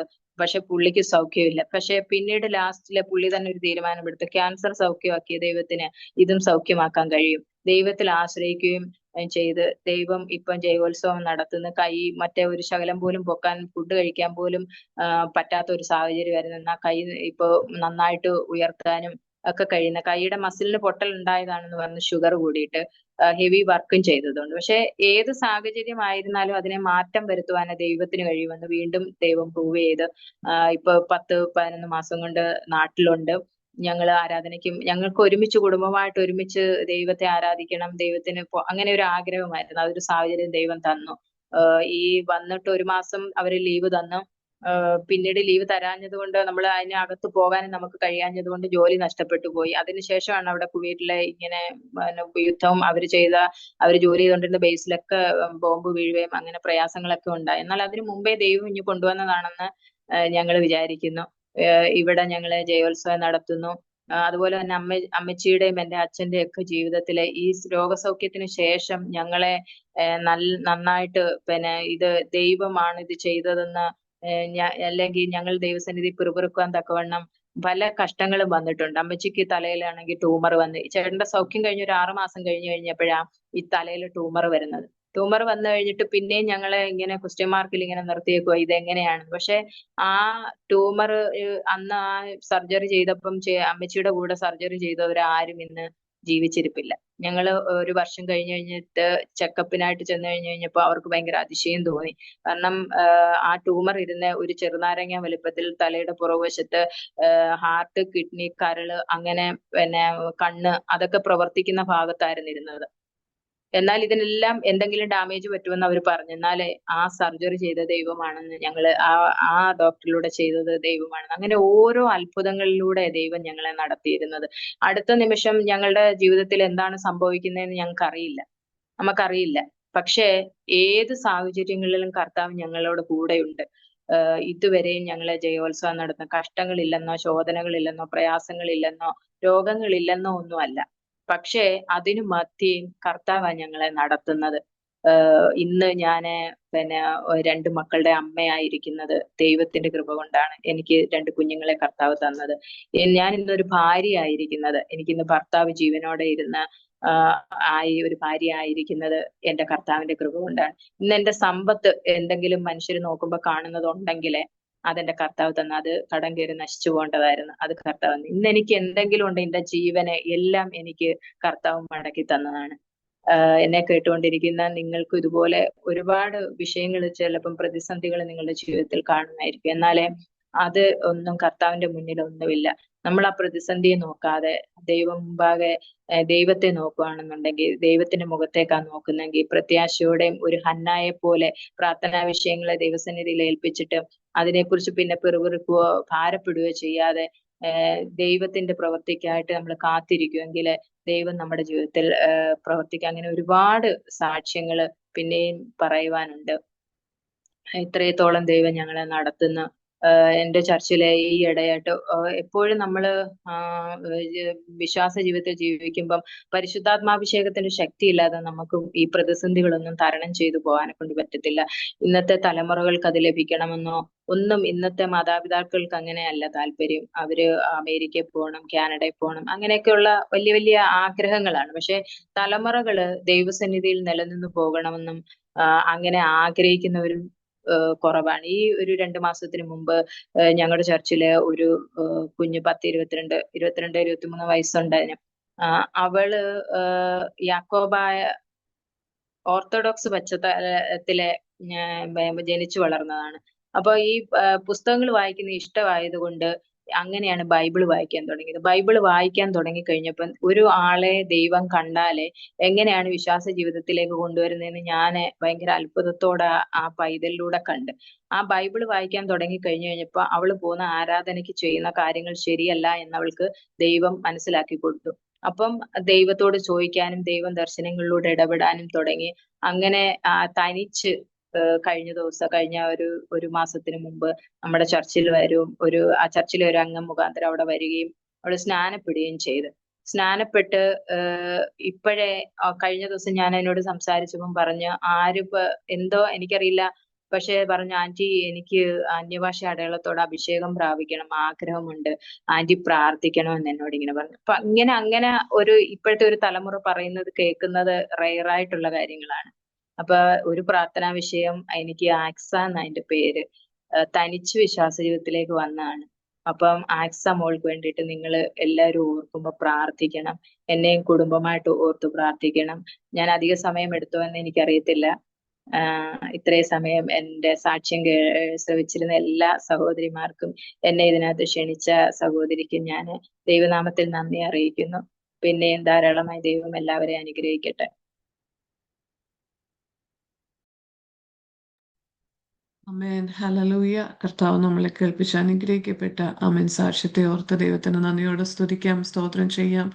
ഹിന്ദു വിശ്വാസത്തിൽ നിന്ന് ഹല്ലേലൂയ, ആമേൻ, ഹല്ലേലൂയ, താൻ കടന്നു വന്ന വഴികൾ, ഹല്ലേലൂയ, ആമേൻ, തൻ്റെ സിസ്റ്റർ ദീനയിലൂടെ ആമേൻ ആത്മഹത്യക്ക് ആമേൻ ആമേൻ സ്തോത്രം തയ്യാറായിരുന്ന ആ രാത്രിയിലും ദൈവത്തിൻ്റെ ശബ്ദം കേൾക്കുവാനും ആമേൻ ദൈവത്തിൻ്റെ സ്നേഹത്തെ തിരിച്ചറിയുവാനും ആമേൻ പ്രിയ സിസ്റ്ററിനെ ദൈവം സഹായിച്ചു. തന്മൂലം ഹല്ലേലൂയ ആമേൻ കുടുംബത്തിൽ നിന്ന് ആദ്യമായി ആമേൻ ആമേൻ ഹല്ലേലൂയ തൻ്റെ വിവാഹശേഷം ഹല്ലേലൂയ തൻ്റെ കുടുംബത്തിൽ നിന്ന് ആദ്യമായിട്ട് ആമേൻ കർത്താവിനെ ആമേൻ രക്ഷിതാവായി സ്വീകരിച്ചു. അതിനുശേഷം കുടുംബം മുഴുവനായി വളരെ അത്ഭുത സാക്ഷ്യത്തോടെ ഹല്ലേലൂയ കർത്താവ് നടത്തിയല്ലോ. ആമേൻ ഹല്ലേലൂയ നടത്തിയ വിധങ്ങളെയൊക്കെയും ഓർത്ത് ദൈവത്തിന് സ്തോത്രം ചെയ്യുന്നു. ആമേൻ തൻ്റെ ജീവിതത്തിൽ ആമേൻ തൻ്റെ കുടുംബത്തിൽ ആമേൻ താൻ പറഞ്ഞതുപോലെ ആമേൻ ഹല്ലേലൂയ മച്ചിയായിരുന്ന സ്ഥാനത്ത് 2 കുഞ്ഞുങ്ങളുടെ മാതാവായി ആമേൻ സ്തോത്രം ഹല്ലേലൂയ ആമേൻ ഹല്ലേലൂയ എൻ്റെ ഹസ്ബൻഡിന് കൊടുത്ത സൗഖ്യം ആമേൻ സ്തോത്രം, തൻ്റെ കുടുംബത്തിൽ ദൈവം ചെയ്ത വിടുതലുകൾ ഹല്ലേലൂയ അനേകരിലേക്ക് ആമേൻ ആമേൻ സ്തോത്രം ഇത് പകരുവാനും ആമേൻ സ്തോത്രം ഈ ഒരു സാക്ഷ്യം ഹല്ലേലൂയ ഏതെങ്കിലും വിഷയത്തിൽ പ്രയാസത്തിലൂടെ കടന്നു പോകുന്ന ആരെങ്കിലും ഹല്ലേലൂയ ആമേൻ ഈ സാക്ഷ്യം കേൾക്കുന്നെങ്കിൽ ഹല്ലേലൂയ അത് അവരുടെ ജീവിതത്തിൽ ഒരു വലിയ വിടുതലായി തീരട്ടെ. 2 സിസ്റ്റർമാരെയും ഓർത്ത് ദൈവത്തിന് നന്ദിയോടെ സ്തോത്രം ചെയ്യുന്നു. Deena sister, Deepa sister, hallelujah ദൈവം അവരുടെ ജീവിതത്തിൽ ചെയ്ത ആമേൻ വലിയ ആമേൻ പ്രവൃത്തികളെയും ആമേൻ അനുഗ്രഹിക്കപ്പെട്ട സാക്ഷ്യങ്ങളെയും ആമേൻ സ്തോത്രം ഹല്ലേലൂയ ഒക്കെയും ഓർത്ത് ദൈവത്തിന് സ്തോത്രം ചെയ്യാണ്. ഹല്ലേലൂയ ഞാനും എൻ്റെ ഭവനത്തിൽ നിന്ന് ആദ്യമായിട്ട് ആമേൻ വിശ്വാസ ജീവിതത്തിലേക്ക് വന്നു. അതിനുശേഷം എൻ്റെ സിസ്റ്ററും ഹല്ലേലൂയ എൻ്റെ മാതാവും എല്ലാം ആമേൻ കടന്നു വരുവാനൊക്കെയും സഹായിച്ചു. കുടുംബമായിട്ട് ആമേൻ സ്തോത്രം ഹല്ലേലൂയ സന്തോഷിക്കുന്ന ആമേൻ ആ ഒരു ആരാധന ആമേൻ പങ്കെടുക്കുന്നത് ഹല്ലേലൂയ എത്രത്തോളം മഹത്വമേറിയൊരു ശുശ്രൂഷ ഹല്ലേലൂയ സ്തോത്രം ആമേൻ എത്രത്തോളം ആമേൻ ഹല്ലേലൂയ നമുക്ക് കോടികൾ ബാങ്കിലുള്ളതിനെക്കാട്ടിലും സന്തോഷമാണ് ഹല്ലേലൂയ നമ്മുടെ കുടുംബം ഹല്ലേലൂയ നമ്മളോടൊപ്പം ആമേൻ ആരാധിക്കുന്നത് ഹല്ലേലൂയ. അങ്ങനെ ഒരു ഭാഗ്യം ഹല്ലേലൂയ ദൈവം തന്നതിനെ ഓർത്ത് സ്തോത്രം ചെയ്യുന്നു. സ്തോത്രം ആമേൻ. നമുക്കൊരു വാക്ക് പ്രാർത്ഥിച്ച് ആമേൻ ഇന്നത്തെ മീറ്റിംഗ് അവസാനിപ്പിക്കാം. കർത്താവെ നന്ദിയോട് അങ്ങേ സ്തുതിക്കുന്നു, സ്തോത്രം ചെയ്യുന്നു ഹല്ലേലൂയ. ദൈവമേ എത്രത്തോളം സമയം അങ്ങയുടെ പാദപീഠത്തെങ്കിൽ ഇരിക്കുവാനും അനുഗ്രഹിക്കപ്പെട്ട ടെസ്റ്റ് മണി കേൾക്കുവാനും കർത്താവ് ഞങ്ങളെ സഹായിച്ചല്ലോ. കർത്താവെ സ്തോത്രം സ്തോത്രം സ്തോത്രം. കർത്താവെ പ്രിയ സിസ്റ്ററിൻ്റെ ജീവിതത്തിൽ ദൈവം ചെയ്ത എല്ലാ വിടുതലുകൾക്കും അനുഗ്രഹങ്ങൾക്കുമായി ദൈവത്തിന് സ്തോത്രം. കർത്താവെ ഹല്ലേലൂയ ദൈവമേ അനുഗ്രഹിക്കപ്പെട്ട സാക്ഷ്യം കേൾക്കുവാൻ തക്കവണ്ണം കർത്താവ് ഞങ്ങളെ സഹായിച്ചല്ലോ. ഞങ്ങളുടെ ദൈവത്താൽ അസാധ്യമായതൊന്നുമില്ല ഹല്ലേലൂയ സ്തോത്രം. കർത്താവെ മറ്റുള്ളവർ കർത്താവെ ഹല്ലേലൂയ ആമേൻ രഥങ്ങളെയും കുതിരകളിലും ഒക്കെയും ആശ്രയിക്കുമ്പോൾ ഞങ്ങളോ ഞങ്ങളുടെ ദൈവമായ യഹോവയിൽ ആശ്രയിക്കുന്ന കർത്താവെ ഹല്ലേലൂയ ആമേൻ സ്തോത്രം. മരിച്ച് ഹല്ലേലൂയ ഉയർത്തെഴുന്നേറ്റ് ആമേൻ ഇന്നും ജീവിക്കുന്ന ഞങ്ങളുടെ കർത്താവ് ഹല്ലേലൂയ ആമേൻ മനുഷ്യരാൽ അസാധ്യമായത് ദൈവത്താൽ സകലതും സാധ്യമല്ലോ ഹല്ലേലൂയ. ദൈവമേ കർത്താവെ അവരെ നടത്തിയ വിധങ്ങളെ ഓർത്ത് ദൈവത്തിന് സ്തോത്രം ചെയ്യുന്നു. പ്രിയ സിസ്റ്ററിൻ്റെ കുടുംബത്തെ അനുഗ്രഹിച്ച് ഞങ്ങൾ പ്രാർത്ഥിക്കുന്നു. കർത്താവെ 2 കുഞ്ഞുങ്ങളെ ഞങ്ങൾ അനുഗ്രഹിച്ച് പ്രാർത്ഥിക്കുന്നു. കർത്താവെ ആമേൻ ദൈവം അവരെ പറ്റി ആഗ്രഹിക്കുന്ന കർത്താവെ പൂർണ്ണ പന്താവിലേക്ക് ദൈവം അവരെ കൂട്ടി വരുത്തുമാറാകണമേ എന്ന് സ്തോത്രം ചെയ്യുന്നു. കർത്താവെ കുഞ്ഞുങ്ങളെ ദൈവത്തിന് ശുശ്രൂഷയ്ക്കായി കർത്താവെ ശമൂവേൽ ബാലനെ പോലെ ദൈവം എടുത്ത് ഉപയോഗിക്കുമാറാകണമേ എന്ന് ഞങ്ങൾ അങ്ങോട്ട് പ്രാർത്ഥിക്കുന്നു. കർത്താവെ ആമേൻ. പ്രിയ ഡീന സിസ്റ്ററിനെയും കുടുംബം ഞങ്ങൾ ഓർക്കുന്നു. കർത്താവെ ഹല്ലേലൂയ ദൈവമേ അവരും ചെയ്യുന്ന മിനിസ്ട്രിയൊക്കെ ദൈവം അനുഗ്രഹിക്കണമേ എന്ന് ഞങ്ങൾ അങ്ങോട്ട് പ്രാർത്ഥിക്കുന്നു. കർത്താവെ മറ്റ് കർത്താവെ ഹല്ലേലൂയ കുടുംബങ്ങളെയൊക്കെയും ആമേൻ സ്തോത്രം അനുഗ്രഹിച്ച് ഞങ്ങൾ പ്രാർത്ഥിക്കുന്നു. ആരെങ്കിലും വിശ്വാസ ജീവിതത്തിലേക്ക് കടന്നു വരുവാനുണ്ടെങ്കിൽ കർത്താവ് അവരോടും സംസാരിക്കണമേ എന്ന് പ്രാർത്ഥിക്കുന്നു. കർത്താവെ ഹല്ലേലൂയ കർത്താവെ സ്തോത്രം. കടന്നു വന്ന ഞങ്ങളെ ഓരോരുത്തരെയും ദൈവം അനുഗ്രഹിക്കണം, സഹായിക്കണം സഹായിക്കണം കർത്താവെ. ഒരാഴ്ചക്കാലം ഞങ്ങൾക്ക് ജീവിപ്പാൻ ആവശ്യമായ എല്ലാ ദൈവത്തിന്റെ കൃപയും ദാനവും ഞങ്ങൾക്ക് തരണം കർത്താവെ. നീയല്ലാതെ ഞങ്ങൾക്ക് മറ്റൊരു ദൈവമില്ല കർത്താവെ. സ്തോത്രം. ശത്രുവായവൻ ഞങ്ങളെ ആരെയും ദുഷ്ടവയ്ക്കാതെ വേണം അങ്ങയുടെ കരത്തിനുള്ളിൽ ഞങ്ങളെ വഹിച്ചു പ്രാർത്ഥിക്കണം കർത്താവെ. ആമേൻ. ദൈവത്തിന് തക്ക മഹത്വം തന്ന് ദൈവം ചെയ്തു തന്ന ഉപകാരങ്ങളെല്ലാം ഓർത്ത് ദൈവത്തിന് സ്തുതിച്ചും സ്തോത്രം ചെയ്തും ആമേൻ മുമ്പോട്ട് ജീവിപ്പാൻ ഞങ്ങളെ സഹായിക്കണമെന്ന് പ്രാർത്ഥിക്കുന്നു കർത്താവ്. പ്രാർത്ഥന കേട്ട കൃപയ്ക്കായി സ്തോത്രം. സകലതും യേശുവിന്റെ നാമത്തിൽ തന്നെ. Amen, amen, amen. Thank you so much. God bless you all.